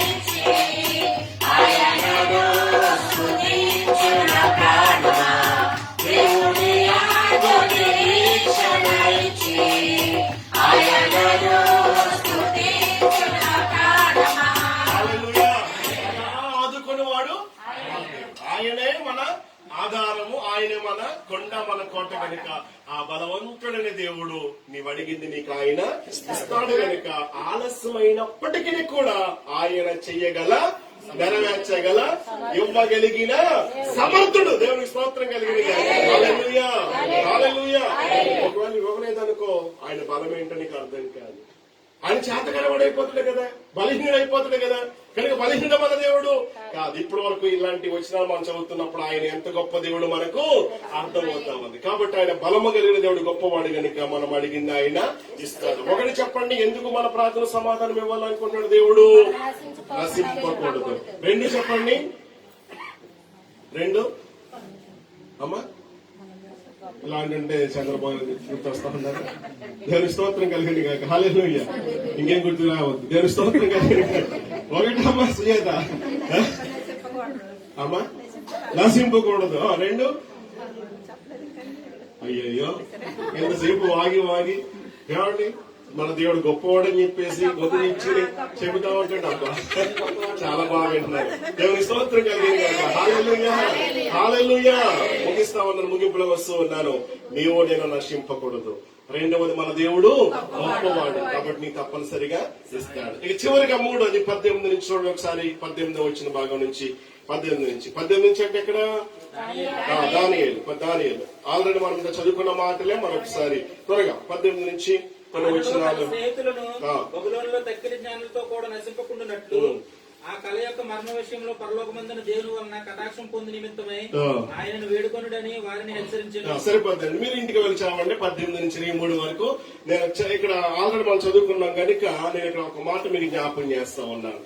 మూడవదిగా దేవుడు తనపై ఎవరైతే ఆధారపడతారో, తనపై ఆధారపడి తనకు మొర్ర పెడతారో వారందరికీ కూడా సమాధానమిచ్చే దేవుడు.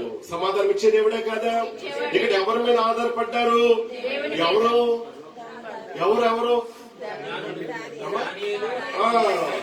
ఎటువంటి పరిస్థితుల్లో? అక్కడ రెండవ వచ్చిన భాగం మనం ఏం చదివాం? అక్కడ తెలియజెప్పని ఎడల మీరేమవుతారో తెలుసా అమ్మా? తుత్తునీలుగా చేయబడుదురు, ఇళ్ళన్నీ కూడా ఏమవుతాయంట? పెంట కుప్పలుగా చేయబడును. ఇటువంటి భయంకరమైనటువంటి పరిస్థితి. అటువంటి పరిస్థితిలో దానియేలుతో కూడా 3 స్నేహితులు ఎక్కడికి వచ్చారు తెలుసా? దేవుని దగ్గరికి వచ్చారు. దేవుని దగ్గరికి వచ్చి, ప్రభువా ఇదిగో రాజు గారు ఇలా చేశారు కాబట్టి నీవేమో సహాయము దయచేయవా అని చెప్పేసి దానియేలు 3 స్నేహితులు దేవుని మీద ఆధారపడ్డారు గనుక వారి ప్రార్థనకు సమాధానం ఇస్తాడని చెప్పేసి నిరూపించడానికి దేవుడు ఏమిచ్చాడో తెలుసా? సమాధానం ఇచ్చాడు. దేవుడికి స్తోత్రం కలిగిన గాక. హల్లెలూయా. ప్రభువు మీద ఆధారపడినప్పుడు దేవుడు ఏం చేస్తాడు చెప్పండి? సమస్య సమస్తమును కూడా ఆయన బయలుపరుస్తాడు. చూడండి 10వ వచ్చిన భాగంలో మనం చదువుతున్నప్పుడు కల్దీలు ఏమన్నా తెలుసా, భూమి మీద ఏ మనుష్యుడును రాజు అడిగినటువంటి ప్రశ్నకు, రాజు అడిగిన దానికి అసలు ఎవరు కూడా చెప్పలేరు. కానీ ఇక్కడ దేవుడి మీద మీరు ఆధారపడ్డారు కనుక భూమి మీద లేకపోయినప్పటికీ పరలోకమున్నటువంటి దేవుడు మర్మములను బయలుపరచగల దేవుడు కనుక అసాధ్యం సైతము సాధ్యపరచగలవాడు కనుక శూన్యములో భూమిని వేలాడదీసినటువంటి వాడు, ఆకాశ గగనాలను తన జాడతో కొలిచినటువంటి వాడు, ఇంత సర్వ శక్తిమంతుడైన దేవునికి ఏమండి ఏముందనమాట, సమస్తము సాధ్యమే. ఎవరైతే ఆయన దగ్గరికి వస్తారో, ఎవరైతే ఆయన మీద ఆధారపడతారో వారందరికీ కూడా దేవుడు ఏమిస్తాడనమాట, సమాధానము ఇచ్చే దేవుడు. అందుకని 65వ సంకీర్తన గనక మనం చదవగలిగినట్లయితే 5 నుంచి 12 వచనాలు మీరు చదువుతూ ఉన్నప్పుడు దావీదు దేవుని మీద మాత్రమే ఆధారపడాలని చాలా స్పష్టంగా తెలియజేస్తూ ఉన్నాడు. అందులో కొన్ని వచనాలు మనం చదువుదాం త్వరగా. చూడండి. అమ్మా, మాకు రక్షణకర్తమైన దేవా, భూదిగంతముల నివాసులకు అందరికి దూర సముద్రం మీద ఉన్న వారికి ఆశ్రయమైన వాడా, నీవు నీతిని బట్టి బేకర క్రియల చేత మాకు ఉత్తరమిచ్చుచున్నావు. బలమునే నడికట్టుగా కట్టుకున్న వాడే, తన శక్తి చేత పర్వతములను స్థిరపరచువాడు ఆయనే సముద్రముల ఘోషను వాటి తరంగముల ఘోషను అణచువాడు, జనముల అల్లరిని చల్లార్చువాడు. నీ సూచక క్రియలను చూచి దిగంత నివాసులను భయపడుదురు. ఉదయ సాయంత్రముల ఉత్పత్తులను నీవు సంతోషభరితములుగా చేయుచున్నావు. మీరు కాస్త అక్కడి నుంచి 13 వచనాలు గనక మనం చదవగలిగినట్లయితే ఇక్కడ కూడా దావీదు తన గొప్పతనాన్ని గురించి వర్ణిస్తూ ఏమన్నాడు తెలుసా, 5వ వచనం నుండి, మాకు రక్షణకర్తమైన దేవా, భూదిగంతము నివాసులందరికీ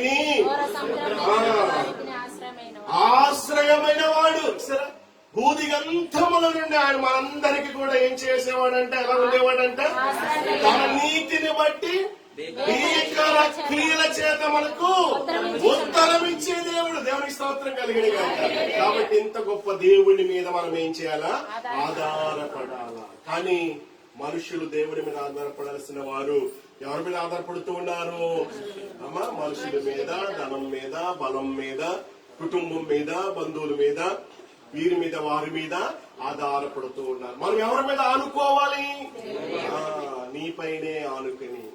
నిన్ను నమ్మినచో సిగ్గుపడు. మనుషులు నమ్ముకొని, ధనమును నమ్ముకొని, బలమును నమ్ముకొని ఏమైపోయారు మనుషులు, పాడైపోయారు, చెడిపోయారు. కానీ దేవుని నమ్ముకున్నటువంటి మనుషులు చెడిపోయారు చరిత్రలో లేదు. దేవుడికి స్తోత్రం కలిగిన. ఒకప్పుడు మనము దేవుని దగ్గర రాకముందు ఎలాగున్నాం, దేవుడి మీద ఆధారపడినప్పుడు ఎలాగున్నాం. ఇక్కడ అనేక మంది అన్యజనులు దేవుడు అనేటువంటి వారు ఈ దేశంలో ఎంతో మంది ఉన్నారు. మన సంఘములో కూడా అనేక మంది దేవుని దగ్గరికి రాకముందు, దేవుని దగ్గరకు వచ్చిన తర్వాత వారి స్థితి, వారి పరిస్థితి ఏమైపోయింది, మారిపోయింది. దేవునికి స్తోత్రం కలిగింది. ఈ రోజున ఇంకా మారలేదంటే నువ్వు పూర్తిగా ఎవరి మీద ఆధారపడలేదు అనమాట. దేవుని పూర్తిగా మనం ఏం చేయాలా, ఆడుకోవాలంటే భారం అంతా వేసేసి, ప్రభు నీవే ఉన్నావు, నీవే నాకు సహాయం చేస్తావు కాబట్టి నువ్వు ఆయన మీద చెంతంతా వదిలేసి నువ్వేం చేయాలన్నమాట, నిశ్చంతగా వెళ్ళిపోవాలి. ఇక్కడ ఒక విషయాన్ని మీకు జ్ఞాపకం చేయాలని ఇష్టపడుతూ ఉన్నాను. దేవుడిపై మాత్రమే మనము ఆధారపడటానికి కొన్ని ఆచరణాత్మకమైనటువంటి మార్గాలు, ఒక 3 విషయాలు మీకు జ్ఞాపకం చేస్తాను. దేవుని మీద మాత్రమే మనము ఆధారపడటానికి ఆచరించాల్సినటువంటి ఆచరణాత్మకమైన మార్గాలు అన్నమాట. లేకపోతే ఇందాక చెప్పాను కదా, ఏం చెప్పాను, చిట్కాలు అన్నాను కదా. ఏ చిట్కాలు, ఆరోగ్య చిట్కాలు. ఇప్పుడు ఆరోగ్యంగా ఉండాలంటే ఏమండి, దేవుని మీద మనం ఆధారపడాలంటే ఒక 3 చిట్కాలు. ఈ 3 చిట్కాలు 3 కాదు, చాలా ఉంటాయి. ముచ్చటగా 3 చెప్తాను. ఓకే, ఒకటి చెప్పండి. ఇందాక మన మెయిన్ అంశం ఏంటి, టైటిల్ ఏంటి, మన ప్రసంగ అంశం, దేవుడు ఎందుకు మన ప్రార్థనకు సమాధానం ఇస్తాడు. 1, నశించుకోకూడదు. 2, గొప్పోడు కాబట్టి. 3, ఆధారపడాలని మీద ఆధారపడాలి. ఇప్పుడు ఆయన మీద ఆధారపడితే మనకు లాభాలేంటి, ఎలా ఆధారపడగలం? 3 అన్నమాట. మళ్ళా 3, ఇందులో సైడ్ హెడ్డింగ్ 3 అన్నమాట. 1, ప్రార్థన. దేవుని స్తోత్రం కలిగింది. అంటే ప్రార్థన చేయడం ద్వారా మనం ఏం చేస్తా ఉన్నాం, ప్రార్థన చేస్తున్నామంటే, ప్రభు నేను ఎందుకు పనికిరాని వాడను, నా వల్ల అవట్లేదు కాబట్టి నీకే వదిలేసుకుంటున్నాను. ప్రార్థన ఏమిస్తుంది అమ్మ? శక్తినిస్తుంది, బలాన్నిస్తుంది. ప్రార్థన పాపంలో కూడా పడనివ్వకుండా ఆపుతా ఉంటారు. ప్రార్థన వాళ్ళు ఏం చేస్తుంది? పరిశుద్ధులుగా ఉంచుతారు. ప్రార్థన ఏం చేస్తుంది?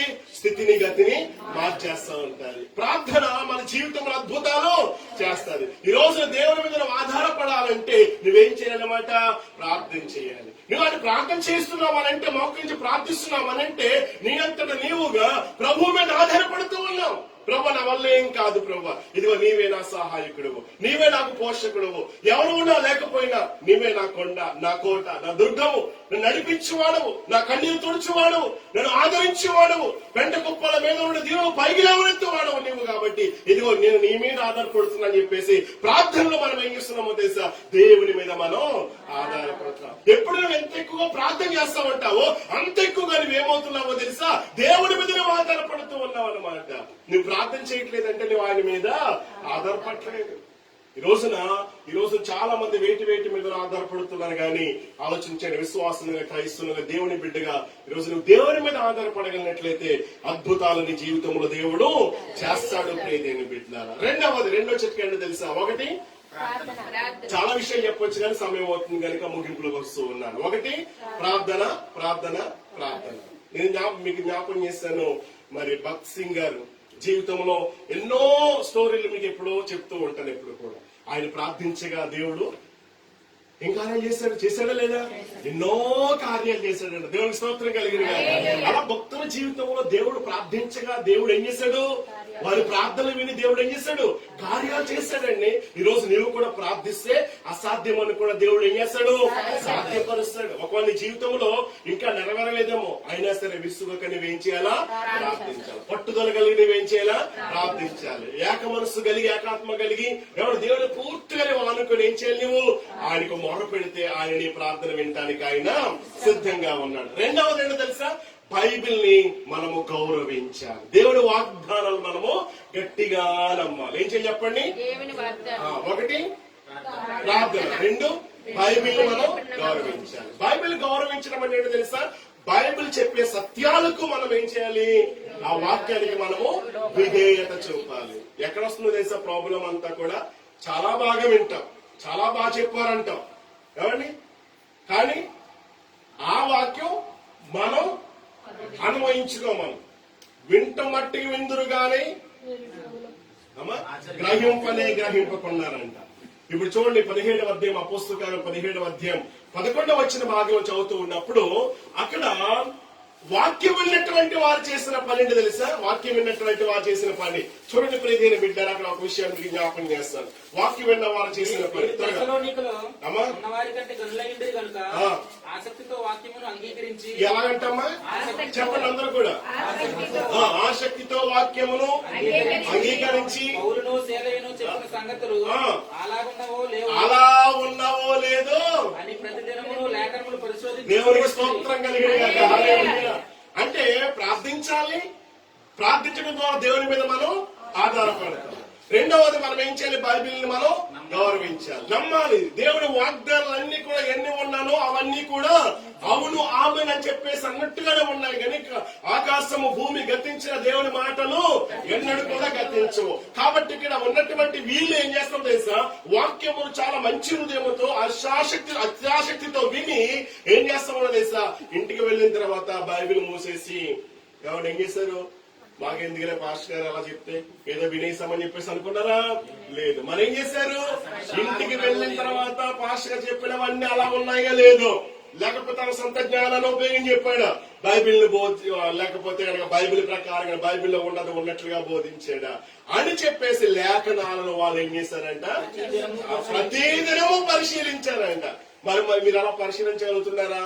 అందుకని క్రైస్తవులుగా ఎవరి బోధ కూడా మనం నమ్మకూడదు. ఏది నిజమైన బోధ, ఏది ఈ రోజుల్లో అబద్ధమైన బోధలు కూడా వచ్చేసాయి. క్రైస్తవ్యాన్ని పాడు చేసేవాళ్ళు, సంఘాలను పాడు చేసేటువంటి వాళ్ళు, విశ్వాసం తప్పుదారి పట్టించేటువంటి వారు, ఎవరి సేవకులు తప్పు మార్గంలోనికి వెళ్ళిపోయి ఎవరి తప్పుడు బోధలు బోధించే సేవకులు కూడా నేటి సంఘాల్లో లేకపోలేదు. అయితే ఈ రోజున వాక్యం వింటున్న నీవు ఏ బోధ, ఏ సత్యం సత్యాన్ని అనుసరించి నడుస్తున్నావా? సత్యానికి విరుద్ధంగా నడుస్తూ ఉన్నావా? సత్యానికి అనుకూలంగా మనం ఉండాలి తప్ప సత్యాన్ని మనం ఏం చేయకూడదు, విడిచిపెట్టకూడదు. దేవుని స్తోత్రం కలిగిన కాబట్టి వాక్యాన్ని గట్టిగా నమ్మండి, ప్రార్థించండి, వాక్యాన్ని గట్టిగా నమ్మండి. వాక్యం అంటే ఎవరు? దేవుడు. ఆ దేవుడిని గట్టిగా పట్టుకుంటే వాక్యంలో రాయబడిన ప్రతి వాగ్దానం దేవుడికి ఇవ్వడానికి ఆయన ఇష్టపడుతూ ఉన్నాడు. ఇక మూడవ చిట్కా ఏంటో తెలుసా? మూడవ చిట్కా సరి అయినది మనము సరి అయినది మనం చెయ్యాలి. సరి అయినది మనం చెయ్యాలి అంటే సరి అయినది చెయ్యాలి అని అంటే గనక చూడండి ప్రియదేని బిడ్డలారా, కొన్నిసార్లు మనకి ఎలా ఉంటుందో తెలుసా? కొన్నిసార్లు మనకు అనిపిస్తుంది సరైనది అనిపిస్తా ఉంటారు.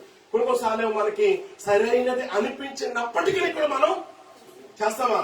చెయ్యము. ఇప్పుడు సరి అయినది మనం ఏం చేయాలి? ఎంత కష్టమైనా సరే మనం ఏం చేయాలా? చెయ్యాలంతే. అందుకని అతడు ప్రమాణము చేయగా నష్టము వచ్చినను ఏం చేయడంట? మాట తప్పడు. ప్రమాణం చేశాడంటే అది ఒకవేళ కష్టం వస్తుందని తెలిసినప్పటికీ ఏం చేయడు వీడు. ఎవరు యథార్థంగా జీవించేవాడు. సరే, ఎంత గొప్ప విషయమో. సరి అయినది చేయాలి. సరి అయినది చేయాలంటే ఇక్కడ మీకు మరొక 3 విషయాలు చెప్తానండి. అమ్మా, ఇక్కడ మీకు మరొక 3 అంశాలు వస్తా ఉన్నాయి. ఇక్కడ జాగ్రత్తగానండి. ఎక్కడ మొదలైతే అక్కడికి వస్తా ఉంది. ముగించేస్తా ఉన్నాను. మన మెయిన్ అంశం ఏంటి? దేవుడు మన ప్రార్థనకు ఎందుకు సమాధానం. 1 నాశనం కాకుండా, 2 గొప్పవాడు, 3 ఆయన మీద ఆధారపడాలి. ఈ ఆయన మీద ఆధారపడినప్పుడు 3లో 1 ఏంటి? 4 ప్రార్థన, తర్వాత బైబిల్ చదవటం, తర్వాత సరి అయినది చేయటం. ఏం చేయడం? సరి అయినది చేయడం. కొన్నిసార్లు మనకు చాలా కష్టం అనిపిస్తుంది, కొన్నిసార్లు ఇష్టం అనిపిస్తా ఉంటుంది. కష్టమైనప్పుడు కూడా సరైనది చేస్తే ఫలితం దేవునికి వదిలేసుకుంటే అద్భుతమైన రిజల్ట్ నీవు చూస్తావు. దేవునికి స్తోత్రం కలిగి అద్భుతమైన గట్టిగా స్తోత్రం చెప్పండి అమ్మా. సరే, చప్పలు కొడుతూ దేవుడిని మన మహిమపరచని ఒకసారి. ప్రతి విధమైనటువంటి చీకటి నిద్రముత్త ఆత్మ యేసు నామములో వాళ్ళందరినీ వదిలి వెళ్ళిపోవును గాక. హల్లెలూయా, స్తోత్రం కలిగిన గాక. హల్లెలూయా. చూడండి, సరి అయినది మనం చేస్తే ఎవడు ఇస్తాడా లేదా? ఇస్తాడు. సరైనది చేస్తే సరైన టైంలో ఆయన మీకు ఇస్తాడు. చూడండి ప్రీతిని, ఇక్కడ 3 విషయాలు మీకు జ్ఞాపం చేస్తాను. 3 విషయాలు ఆ టైంలో వారు చేయటానికి చాలా కష్టం, అయినా సరే చేశారు, ఫలితం అద్భుతంగా పొందుకున్నారు. దేవుని స్తోత్రం కలిగిన గాక. అర్థమవుతున్నాయి మాటలు? అమ్మా, ఓకే, అర్థమవుతున్నాయి. ఇక్కడ చూడండి ప్రియదేని బిడ్డారా, సరి అయినది చేయటం అంటే ఏంటో తెలుసా? మీరు నిర్గమాకాండం చదివితే అక్కడ ఒక కుటుంబం ఉంది. ఆ కుటుంబం ఎవరో తెలుసా? నిర్గమాకాండంలో ఒక కుటుంబం ఎవరో తెలుసా? నిర్గమాకాండం అంటే నోవహు గారు గుట్లో రారు కదా, వాళ్ళంతా ఆదికాండం. మనం ఆదికాండం దాంట్లో చేస్తాం, నిర్గమాకాండంలో చేసాం. దేవుని స్తోత్రం కలిగిన గాక. మోషే పుట్టినప్పుడు పరిస్థితి ఎలా ఉంది తెలుసా? మోషే గారు పుట్టినప్పుడు మగబిడ్డలతో కానుపుల దగ్గర ఏం చేయాలా? చంపేయాలా. ఆడపిల్ల అయితే బ్రతకనిస్తున్నారు.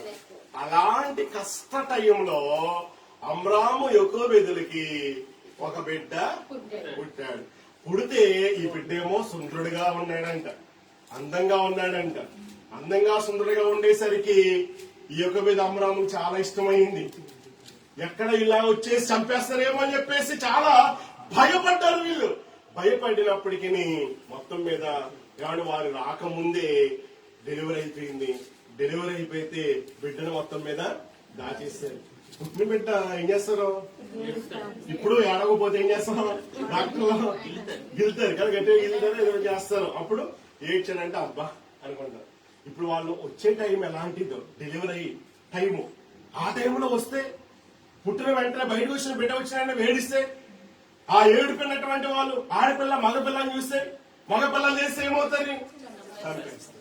ఇప్పుడు చూడు, అటువంటి కష్ట పరిస్థితుల్లో బిడ్డకు జన్మనిచ్చినప్పుడు తల్లంట అతి కష్టంగా 3 నెలలు దాచిందంట. అదైనా అతి కష్టంగా 3 నెలలు. పుట్టిన బిడ్డ ఏమవుతాడు? పెరుగుతాడు కదా. ఉదాహరణకి మా యొక్క మేనగొల్ల మొన్న డెలివరీ అయితే ఆ బిడ్డ ఎంత గోల్ చేస్తా ఉందిరా బాబు అని చెప్పేసి అన్న అని చెప్పేసి అంటా ఉంటారు. ఏడిస్తారు, మామూలు ఏడిస్తారు వాళ్ళు. మామూలు ఏడుపు ఉండదు. ఎక్కడ వినిపిస్తుంది? పాహిల్ వినిపిస్తుంది. ఇక్కడ ఉంటే కనుక దేవుని స్తోత్రం కలిగి పాహిల్ ఏడిస్తే అబ్బాయి వినిపిస్తుంది అనమాట. అంత గట్టిగా ఏడుస్తా ఉంటారు. ఇప్పుడు చూడండి 3 నెలల మొత్తం మీద ఏడుపు వస్తున్నా ఏమన్నా మొత్తం మీద ఏం చేసిందో మహాతల్లి అతి కష్టంగా పెంచింది. కష్టంగా పెంచి ఏం చేసింది తెలుసా, ఇక్కడ వల్ల కాదు అని చెప్పేసి ఒక పెట్టె తయారు చేసింది. పెట్టె తయారు చేసి ఏమైనా సరే నా బిడ్డ విషయంలో దేవుడికి ఒక ప్రణాళిక ఉండే, నా బిడ్డ నశించిపోకూడదు. దేవుడు అద్భుతమైన ప్రణాళిక నా పట్ల, నా కుటుంబం, నా బిడ్డ పట్ల కలిగి ఉంటాడు. తప్పనిసరిగా దేవుడు ఏదో ఒక కార్యం చేస్తానని ఆ కష్ట సమయాల్లో కూడా పెట్టెను చేసి దానికి కీళ్లు పోసి ఏం చేస్తుంది తెలుసా, 3 నెలల బిడ్డను పెట్టెలో పెట్టేసి నదిలో వదిలేసింది. నదిలో వదిలేయటం మామూలు విషయమా? ఏ తల్లి అలా వదలగలదండి? ఏ దుష్ట శక్తో లేకపోతే అక్కడ ఉన్నటువంటి మోసల్లో అక్కడ ఉన్నటువంటి ఇంకోటి ఏదైనా వచ్చి దాన్ని కనుక పెట్టి కనుక తగిలి లేకపోతే ఆ పెట్టి కనుక ఇలా బోర్ల పడి ఉంటే బిడ్డ ఏమవుతాడు? తర్వాత బిడ్డ ఏమవుతాడు?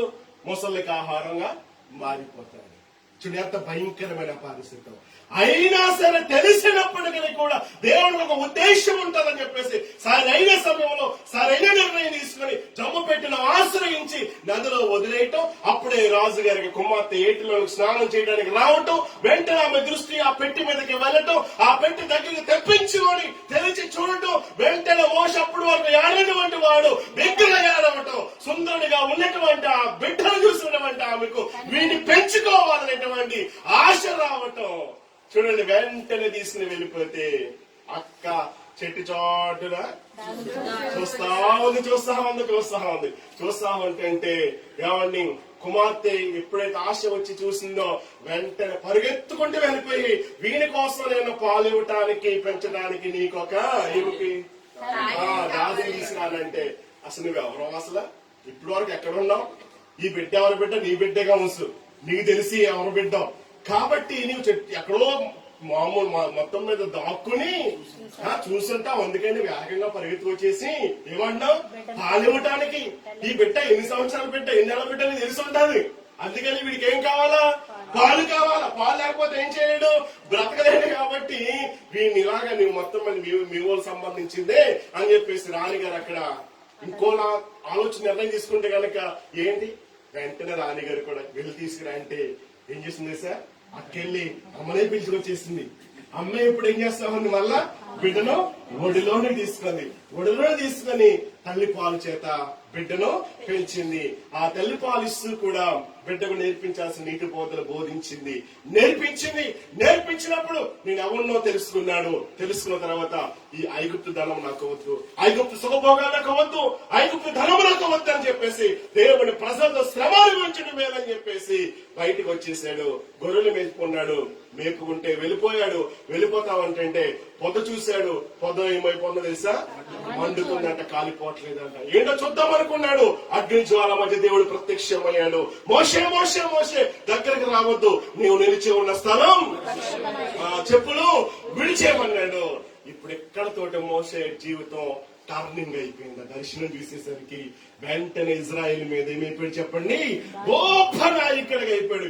ఎంత గొప్ప నాయకుడు అంటే గనక దేవుడే మోషే గురించి సాక్ష్యమైన తెలుసా, భూమి మీద ఉన్నటువంటి మనుషులలో మోషే లాంటి మిక్కిలి సాత్వికుడు ఎవరు కూడా లేరంట. అంతేకాదు మోషే నా ఇల్లంతటిలో కూడా ఎలా ఉన్నాడంట, నమ్మకస్తుడంట. దేవునికి స్తోత్రం. ఎక్కడ మొదలెట్టాము, ఎక్కడికి వచ్చామో చూసారా, సరైన సమయంలో, కష్ట సమయంలో ఆ తల్లి మోషే తల్లి సరైన తీర్మానం తీసుకుంది కనుక చూశాడు, దేవుడు ఇష్టపడ్డాడు. దేవుడు మోషేను విడిచిపెట్టేశాడా, తల్లికి అన్యాయం చేశాడా? ఈరోజు కొన్నిసార్లు సరైనది చేయటం కొన్నిసార్లు కష్టం అవ్వచ్చు, మనసు నొచ్చుకుంటది, చాలా బాధ వస్తుంది. అయినా సరే వచ్చినా సరే సరి అయినది చెయ్యి, దేవుడు ఫలితం ఖచ్చితంగా ఇస్తాడు. దేవుడికి స్తోత్రం కలిగిన కనుక రెండవది మీకు జ్ఞాపం చేస్తాను. ఇక్కడ దానియేలు గ్రంథంలో మనం చదువుకుంటే కనుక రాజు గారు వారి 6వ అధ్యాయంలో దానియేలుకి ఒక శాసనం వచ్చింది. ఇట్టి శాసనం తెలిసినప్పటికీ కూడా దానియేలు ఏం చేశాడంట, ప్రార్థించడం మానలేదంట. రాజు గారికి ఏం చేశాడు, ఎదురు తిరిగాడు. రాజుగా తలుచుకుంటే ఏంటి అసలు అమ్మా మనమ్మ గారు, రాజుగా తలుచుకుంటే ఏంటి, దెబ్బలకి పొదువు ఉంటుందా? పొదువు ఉండదు. దేవుని స్తోత్రం కలిగిన కాక ఇప్పుడు రాజు గారికి ఎదురు తిరుగుతా ఉన్నాడు. ఎవరు? ఒక యోధుడు. యెరూషలేము నుండి బబులోను దేశానికి చెరగా తీసుకుని రాబడ్డారు. ఏదైనా చేయొచ్చు దానియేలుని, అయినా సరే నేను ఏమైపోయినా పర్వాలేదు, ఇంటి శాసనము తెలిసినప్పటికీ కూడా సరి అయినది చేయాలి. ఏంటి సరి అయినది చేయాలి? నా దేవుడు నేను ప్రార్థన చేస్తానంతే చేయక నేను మానని చెప్పేసి కష్ట సమయాల్లో కూడా ఏం చేశాడు తెలుసా? అతనికి కష్టం అనిపించిన ఒకవేళ రాజుగా తెలిసి చంపేస్తాడు, నన్ను బ్రతకనివ్వడు, అతి యవన ప్రాయములోనే నేను చస్తాను, ఎందుకు అనవసరంగా మరి యవన ప్రాయంలో చావాలని చెప్పేసి అనుకున్నాడా? చచ్చిపోయినా పర్వాలేదు, సరైనటువంటి సమయంలో సరైనటువంటిదే మంచిదే చేయాలని చెప్పేసి ఏం చేశాడో తెలుసా?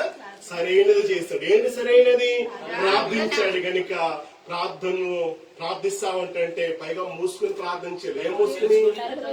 తలుపులు మూసుకుని చేయలే, తలుపులు చూశారు, పట్టుకోవాలి, తీసుకెళ్లిపోయి అక్కడ చూసేశారు. సింహాలు వేసేస్తే సింహాలు దానితో పాటు మోక నుంచి ప్రార్థన చేస్తున్నాయి అన్నమాట. దేవుడికి స్తోత్రం కలిగింది. సరైనది చేశాడు గనుక దేవుడు ఫలితం ఇచ్చాడా లేదా? ఇచ్చాడు. దేవుడికి స్తోత్రం కలిగింది. ఇక మూడవ జ్ఞాపం చేస్తాను. మొట్టమొదటి జ్ఞాపం చేస్తానేంటి?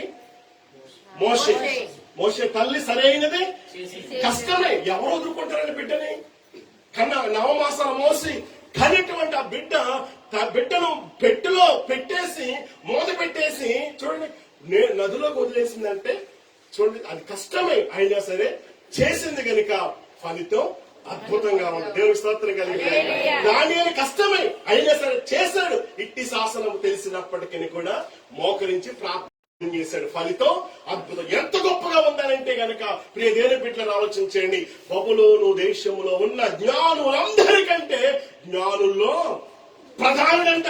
120 సంస్థానాలుంటే 120 సంస్థానాలు అంతటి మీద 120 మందిని పెడితే ఆ 120 మందిలో 3 ప్రధానులుగా నియమించాడంట. 3 ప్రధానులు నియమిస్తే ఆ 3లో ప్రధానుడు ఎవరో తెలుసా? ఎక్కడ 120 మంది? 120 మందిలో 3 ఎక్కడ? 3లో ఒకడెక్కడ? ఎక్కడి నుంచి వచ్చాడు? ఎక్కడికి వెళ్ళిపోయాడు? అంటే కారణం సరైన టైంలో సరైన చేశాడు. కష్టమైన సరే చేశాడు కనుక దేవుడు ఏం చేశాడు? సింహాసనం మీద కూర్చొని. ఇక మూడవది జ్ఞాపం చేస్తా ఉన్నాను. మొదటి సమయ గ్రంథంలో మనం చదవగలిగినట్లయితే మనందరికీ తెలుసు దావీదు గొలియాతుల యొక్క స్టోరీ మనకు అక్కడ తెలుసు. కేకలు వేస్తా ఉన్నాడు. ఎవరు కేకలేస్తున్నారు? ఏమని కేకలేస్తున్నాడు? రెండు ఏం చేసుకున్నాము అని చెప్పేసి రాజుగారితో సహా అందరూ కూడా దాక్కుంటా ఉన్నారు. ఎందుకని? ఎత్తును చూసి, బలాన్ని చూసి, కానీ వాళ్ళు ధరించినటువంటి యుద్ధాయుధాలు చూసి పిరికి వాళ్ళగా పారిపోతూ ఉన్నారు. పారిపోతా ఉంటుంటే ఆ టైంలోనే వచ్చాడు అన్నల సమాచారాన్ని తెలుసుకోవడానికి. ఏంటి వాడు అలా కాకరేస్తున్నాడు అని అంటే గనక ఈ లోపల పెద్దన్న వచ్చి అన్నాడు, నీకు పని పాటలు లేదా? తండ్రి ఇచ్చినటువంటి గొర్రెలు ఏం చేశారా?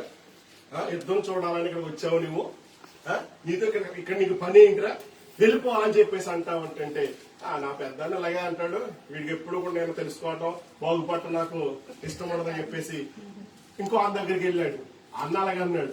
ఇంకొక దగ్గరికి వెళ్ళాడు, అడుగుతున్నాడు. వాడు ఇలా కేకలేస్తున్నాడు. ఎందుకు చెప్పాడు అంటే వెంటనే ఏమన్నా తెలుసా, నేను చేస్తాను యుద్ధం అన్నాడు. ఎవరు? దావీదు ఎలా ఉన్నాడు? బాలుడు, చిన్న వయసు, గొర్రెలు మేపుకున్నాడు. గొర్రెలు అయితే ఎలా ఉన్నారు? 6 జాలడంట. ఏమండి అంత పెద్ద ఎత్తుగా ఉన్నటువంటి గొలియాతు. ఏమండి ఒకవేళ దావీదును గొలియాతుని ప్రక్కన పెట్టామనుకో ఎలా ఉంటారు బహుశా? అమ్మా నడుము కూడా వస్తాడేమో. ఎక్కడ నడుముకి? గొలియాతు గారి యొక్క. మరి అంతే యుద్ధం చేస్తాడు. యుద్ధాదని తెలుసు, ధరించుకున్నాను చూశాడు. ఇవన్నీ తెలిసినప్పటికీ ఏం ఆలోచించలేదంటే నేను యుద్ధం చేస్తాను వెళ్తానన్నాడు అంతే. ఈ విషయాన్ని రాజు గారికి తెలుసు. ఏ రాజు గారు? సౌలు గారికి తెలిసిన తర్వాత చెప్పిన తర్వాత పిలిచారు. మరి వెళ్తావా అని అంటే వెళ్తానండి. మరి నీకు యుద్ధంలో సీనియారిటీ లేదు కదా, ఇంతకు ముందు ఎప్పుడైనా యుద్ధం చేసిన అలవాటు సందర్భాలు లేవు అని అంటే ఆయన అన్నాడు, నేను యుద్ధం చేశాను. ఎప్పుడు? అరణ్యంలో. ఎప్పుడు? ఏ టైంలో? గొర్రెలు మేపుతున్నప్పుడు. ఎలిగి మొట్టసారి వచ్చింది, ఇంకో పూలసారి వచ్చింది, ఇంకోటి వచ్చింది. అప్పుడు నేనేం చేశాను? చీల్చేసాను దాన్ని. దాన్ని చీలిస్తే సున్నతని పిలిస్తే ఉంటారులేదా? ఏమండి వేప పుల్ల ఉండేది కదా అప్పుడు మనకి తోముకుంటాం. ఆ వేప పుల్లని తోముకుని దాన్నే మళ్ళీ మనం ఏం చేస్తాం, పాస్ తీసుకోవడానికి 2 పద్ధతులు చేస్తాం. అలాగా వేప పుల్ల చీల్చేస్తాను వీడు అంటున్నాడు అంతే. సరైన టైంలో అలా చెప్తా ఉన్నాడు. సరే నీ కర్రలు పడరా బాబు అని చెప్పేసి మరి యుద్ధం చేయాలి కదా, యుద్ధం ప్రకటించారు. యుద్ధాయుధాలు ధరించుకోవాలి. యుద్ధం చేయడం మామూలు విషయమా? మామూలు విషయం కాదు. ఇప్పుడు లూదియమ్మ గారు లాగా గొలి అవుతుంటే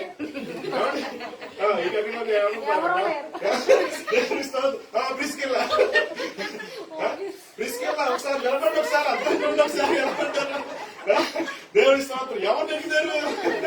ప్రిస్కెల్ లూదియమ్మ కొట్టగలదా? లూదియమ్మ ప్రిస్కెళ్ళని కొట్టగలదా? దేవుడి స్తోత్రం కలిగింది. లూదియమ్మ గారే మన యొక్క జ్ఞానాన్ని బట్టి. ఇప్పుడు చూడండి ప్రియదేని బిడ్డలారా, యుద్ధాయుధాలు ధరిస్తే ఎవరిని గుడ్డగాడేమో మోయలేకపోతా ఉన్నాడు. నువ్వు నడలేకపోతే యుద్ధమేం చేస్తావు అంటే అయ్యే రాజుగారు ఇవన్నీ నాకు ఏదో కొత్తగా ఉన్నాయి, ఇవేమో నాకు తీసేయండి అని చెప్పేసి అన్నాడు. ఎవడు బాలుడు కదా, గొర్రెలు మేపుకున్నాడు కదా, గొర్రెల డ్రెస్ ఎలా ఉంటుందో మనందరూ తెలుసు. గొర్రెలు ఆ టైంలో ఇప్పుడంటే టెక్నాలజీ పెరిగిపోయింది కాబట్టి గొర్రెలు కాసుకునేవాళ్ళు, కొందరు మేపుకునేవాళ్ళు, గేదెలు కాసుకునేవారు, మేకలు కాసుకునేవారు. అంత దగ్గర ఏముండదు ఇప్పుడు. అమ్మా చాలా చెట్టు కాదు వచ్చేసి చెప్పుకున్నారు కదా. దేవుని స్తోత్రం కలిగింది కాక అంతా అభివృద్ధి దేవుని స్తోత్రం. మరి ఆ రోజుల్లో ఏముందో బొమ్మ దావీదికి ఏమీ లేదు. ఒక గోసి, ఒక పైన ఒక బనీలు ఉందా లేదు కూడా తెలియదు బొమ్మ కాబట్టి ఒక కర్ర, ఇంకేముందో అదే ఇలా వెళ్తారన్నాడు. వెళ్ళిపోయిన తర్వాత యుద్ధాయుధాలు ధరించుకుని కాబట్టి రొమ్ము విరుచుకుని నేను నీకు కంటికి బైబిల్లో ఉందండి. కుక్కలా కనిపిస్తున్నానా? కర్రపట్టి వస్తున్నావు. కర్రపట్టి వస్తే భయపడిపోవడదండి. ఎవరిని అసలు ఫిలిస్తీన్ల సైన్యానికి నేను ఎవరిని? రాజుని. నాకెంత సైన్యం భయపడతావు అంటే, ఎంతమంది మనుషులు భయపడతావు అంటే, ఒక కర్రపట్టి నా మీద వస్తావు, ఏం చేస్తావా నువ్వు అని చెప్పేసి ఆలోచన చేస్తావు అంటే దావీదు అనుకున్నాడు, నేను యుద్ధం చేసేది నేను కాదు అబ్బాయి, యుద్ధం చేసేది ఎవరు తెలుసా? దేవుని స్తోత్రం కలిగింది. అపవాది అయినా సాతాను రక్షించు సింహము వలె వచ్చిన, అపవాది అయినా సాతాను రక్షించు సింహము వలె వచ్చిన, యూదా గోత్రపు సింహమైన యేసయ్యా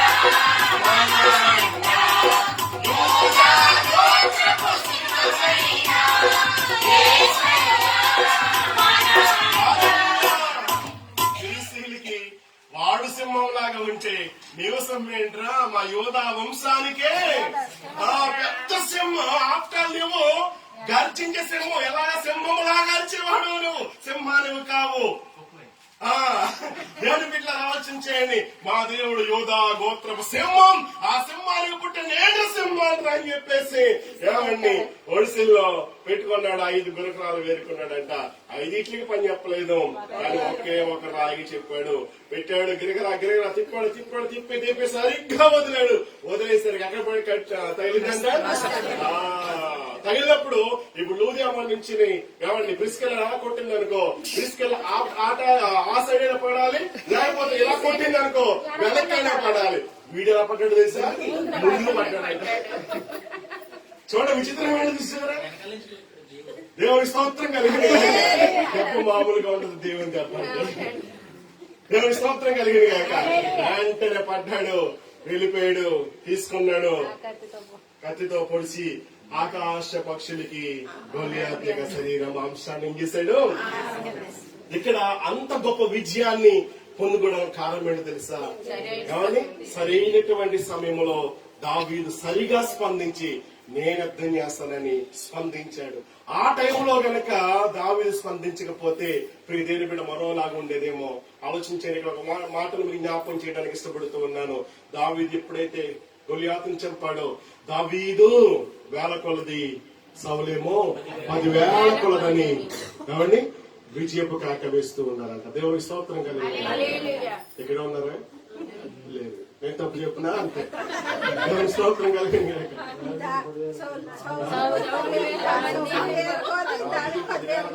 మరి మాట్లాడరా?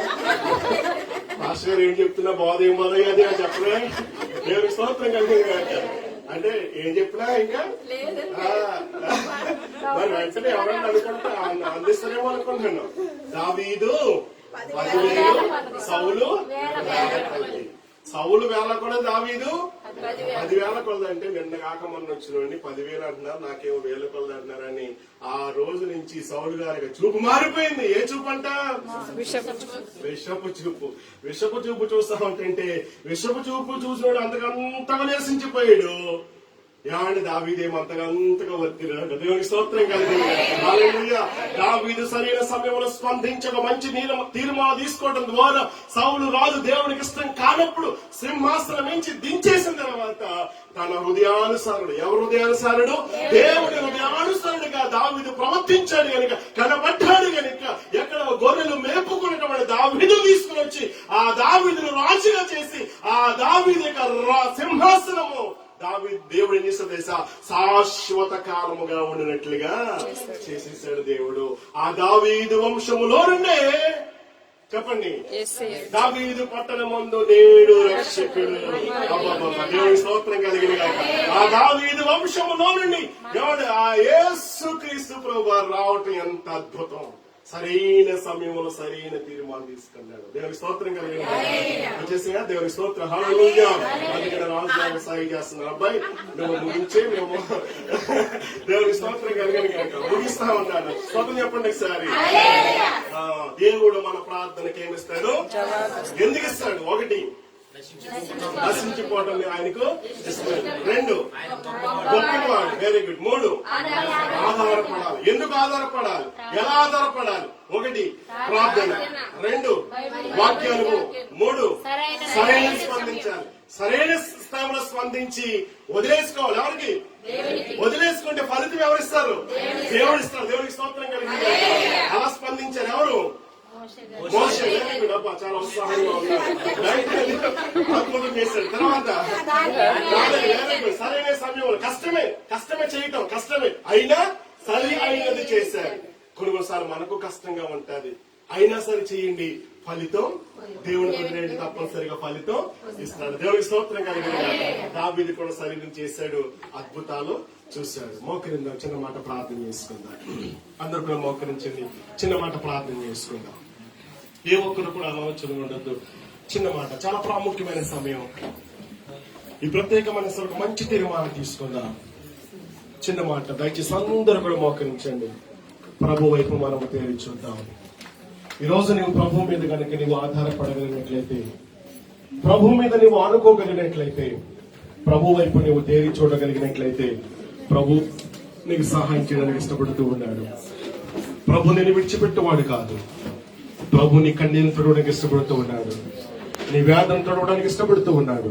నీలో ఉన్న ప్రతి విధమైన దుఃఖాన్ని, నీలో ఉన్న ప్రతి విధమైనటువంటి ఆ యొక్క శ్రమలన్నింటిపైన దేవునికి విజయం ఇవ్వడానికి ఇష్టపడుతూ ఉన్నాడు. ఈ రోజు నీవు నేను కూడా ఆయన లేకుండా ఏమి కూడా చేయలేము. ఒక చిన్న మాట ప్రభుతో చెప్పు, నీవు నా ప్రాణము ప్రభువా, నీవు నా సర్వము ప్రభువా, నా కొండ నీవే, నా కోట నీవే. అందరూ ప్రార్థించి ప్రభువాని స్తోత్రం స్తోత్రం స్తోత్రం స్తోత్రం స్తోత్రం. హల్లెలూయా. యేసయ్యానికి వందనాలు. అందరూ ప్రార్థించండి, నోరుతెరవండి. ఈ రోజున ప్రభు మీద ఆనుకోవలసిన నీవు, ప్రభు వైపు చూడవలసిన నీవు, ప్రభు మీద ఆధారపడవలసిన నీవు, ధనం మీదనో, బంధువుల మీదనో, ఆత్మీయుల మీదనో, ఇంకా మరొకటి మీద నువ్వు ఆధారపడుతూ ఉన్నావేమో, ఇదిగో ప్రభు నీకు తోడుగా ఉన్నాడు. ప్రభు నీకు సహాయం చేసే దేవుడు ఆయన. అందరూ ప్రార్థించండి. స్తోత్రం స్తోత్రం స్తోత్రం. హల్లెలూయా. యేసయ్యానికి వందనాలు. స్తోత్రం స్తోత్రం స్తోత్రం స్తోత్రం. హల్లెలూయా హల్లెలూయా హల్లెలూయా హల్లెలూయా. స్తోత్రం స్తోత్రం స్తోత్రం స్తోత్రం స్తోత్రం. అందరూ ప్రార్థించారు. యేసయ్యానికి వందనాలు వందనాలు వందనాలు వందనాలు వందనాలు వందనాలు. స్తోత్రం స్తోత్రం స్తోత్రం స్తోత్రం స్తోత్రం. పరిశుద్ధుడానికి వందనాలు, పరిశుద్ధుడానికి స్తోత్రం, పరిశుద్ధుడానికి స్తోత్రం. స్తోత్రం స్తోత్రం స్తోత్రం స్తోత్రం. నన్ను ప్రేమించేవారు ఎందరూ ఉన్నను, అంతము వరకు నాతో మీద ఈ దినాలు ఆధారపడినట్లయితే ప్రభుని సహాయం చేస్తున్నాడు. అంతవరకు నాతో నాలో ఉన్నవాడా, నాతో ఉన్నవాడా, నా ప్రాణమా నీవే యేసయ్యా. నాలో ఉన్నవాడా, నాతో ఉన్నవాడా, నా ప్రాణమా నీవే యేసయ్యా. నా ప్రాణమా, నా ధ్యానమా, నా ఊపిరి నీవే యేసయ్యా. నా ప్రాణమా, నా ధ్యానమా, నా ఊపిరి నీవే యేసయ్యా. నీవు లేకుండా నేనున్నా లేవు, నాకున్నావని నీవే యేసయ్యా. అంత చెప్పు, నాకున్నావని జాలి లేనిది ఈ మాయ లోకము, కలత చెందెను నా దీన హృదయము. జాలి లేనిది ఈ మాయ లోకము, కలత చెందెను నా దీన హృదయము. నన్ను కాపాడుటకు నా దరి నిలిచితివా, హస్తము చాపితివా, నన్ను బలపరిచితివా. నన్ను కాపాడుటకు నా దరి నిలిచితివా, హస్తము చాపితివా, నన్ను బలపరిచి. అందరూ కలిసి నా ప్రాణమా, నా ప్రాణమా, నా ధ్యానమా, నా ఊపిరి నీవే యేసయ్యా. నా ప్రాణమా, నా ధ్యానమా, నా ఊపిరి నీవే యేసయ్యా. నా ప్రాణమా, నా ధ్యానమా, నా ఊపిరి నీవే యేసయ్యా. నా ప్రాణమా, నా ధ్యానమా, నా ఊపిరి నీవే యేసయ్యా. ఈ లోకం జాలినది ప్రభువా. అయ్యా ఇదిగో ప్రభువా, నా యొక్క దీన హృదయమగ్నాలు చెందినప్పుడు నన్ను కాపాడడానికి నా ధరణి లేవు పలికినటువంటి వారు ఎవరు లేరు ప్రభువా. హస్తము చాపలను బలపరచువాడవు నీవు ప్రభువా. నీవు లేకుండా నన్ను బ్రతుకులేని ప్రభువా. నోడెనక నీ తోడు నాకు కావాలయ్యా, నీ బలము నాకు కావాలి ప్రభువా. నీవే నా సర్వము, నీవే నా ప్రాణము ప్రభువా. నీవు తప్ప నాకు సహాయం చేసేవాడు ఎవరు లేరు ప్రభువా. ఇదిగమ్మా ఈ దినాలు నీవు కనుక ఆయన మీద ఆధారపడగలిగినట్లయితే, ఆయన కనుక నువ్వు నమ్ముకోగలిగినట్లయితే, ఆయన వైపు నువ్వు చూడగలిగినట్లయితే, ఇదిగో ప్రభు నీకు సహాయం ఇష్టపడుతున్నాడు. ప్రభుని చేపట్టడానికి ఇష్టపడుతున్నాడు. ప్రభుని లేవనెత్తడానికి ఇష్టపడుతూ ఉన్నాడు. నేను ఉద్ధరించడానికి, బాగు చేయడానికి ఇష్టపడుతూ ఉన్నాడు. ఏ విషయాలు నీవు అభివృద్ధి లేకుండా పోయావో, ఏ విషయాల విజయం సాధించలేకపోతూ ఉన్నావో, ఏ విషయాలు ఓడిపోతూ ఉన్నావో, ఇదిగో ప్రభు నీకు సహాయం చేయడానికి, ప్రభు అన్ని విషయాలు నిన్ను ధైర్యపరిచి బలపరిచి నీకు తోడుగా ఉండడానికి ఇష్టపడుతూ ఉన్నాడు. స్తోత్రం, హల్లెలూయా. అందరూ చెరపాయి చెప్పేవారు చెబుతాం. అందరూ కూడా నా ప్రాణమా, నా ధ్యానమా, నా ఊపిరి నీవే యేసయ్యా. నా ప్రాణమా,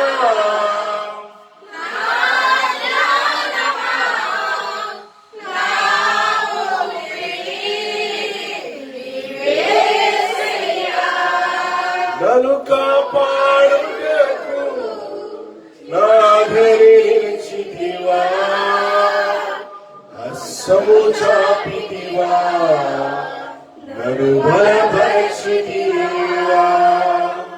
నన్ను కాపాడుటకు నా ధరి నిలిచితివా, హస్తము చాపితివా, బలపరిచి అందుచప్పుడు నా ప్రాణమా నా ప్రాణమా అను ప్రభువా. ఈ లోకంలో సహాయం చేసిన ఎవరు లేరు ప్రభువా. నీ మీద వాళ్ళు ఆధారపడగలిగినట్లయితే ఇదిగో సహాయము చేస్తున్నాను ప్రభువా. Glory, hallelujah.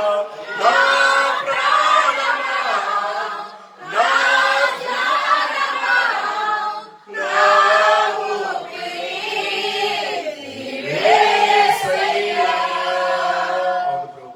మీ మీద మేము ఆధారపడటానికి మీ కృప మాకు ఇచ్చి ప్రభు బలపరచమని కొందరాలు. లోకం మీద గాని లోకములో ఉన్నటువంటి నా ప్రభు ధనం మీదనో మా బలం మీదనో మా శక్తి మీదనో మా జ్ఞాన బలముల మీదనో కాదు ప్రభు. ఇదిగో తన నీ మీద ఆధారపడగలిగినట్లయితే ప్రభు మర్మమును మెల్లిపరచగల నీవు తండ్రి పరలోకమందున్నావు తండ్రి. నీవు జ్ఞాన బలములు కలిగినటువంటి వాడవు, సర్వశక్తివంతులను దేవుడము, అసాధ్యం సహితము సాధ్యపరచగలిగినటువంటి దేవుడు ప్రభు. ఇది నాన్న తండ్రి 3 దినాల ఉపవాస ఉద్యోగ కొడుకుల్లో మీరు మాతో ఉన్నారు ప్రభా. ఈ ఆఖరి దినాన అద్భుతమైన రీతిలో మాతో మాట్లాడేది ప్రభా. ఎన్ని శ్రమలు వచ్చిన ఎన్ని బాధలు వచ్చినప్పటికీ మా జీవితంలో మమ్మల్ని సానది కష్టం అనిపించినప్పటికీ ప్రభా నేను ప్రార్థించే వారిగా మీ వాక్యానికి లోబడి వారిగా సరి అయినది మాత్రమే చేయటానికి ప్రభా.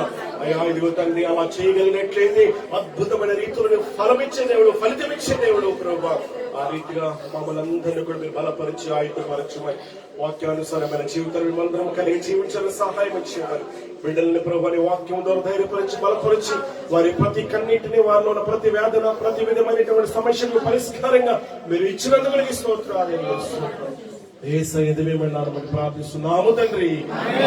చెప్పులు కొడుతూ యేసయ్య నామమున మహిమ సమస్త మహిమ ఘనత ప్రభావములు మన ప్రభువులకు మాత్రమే చెందునుగాక.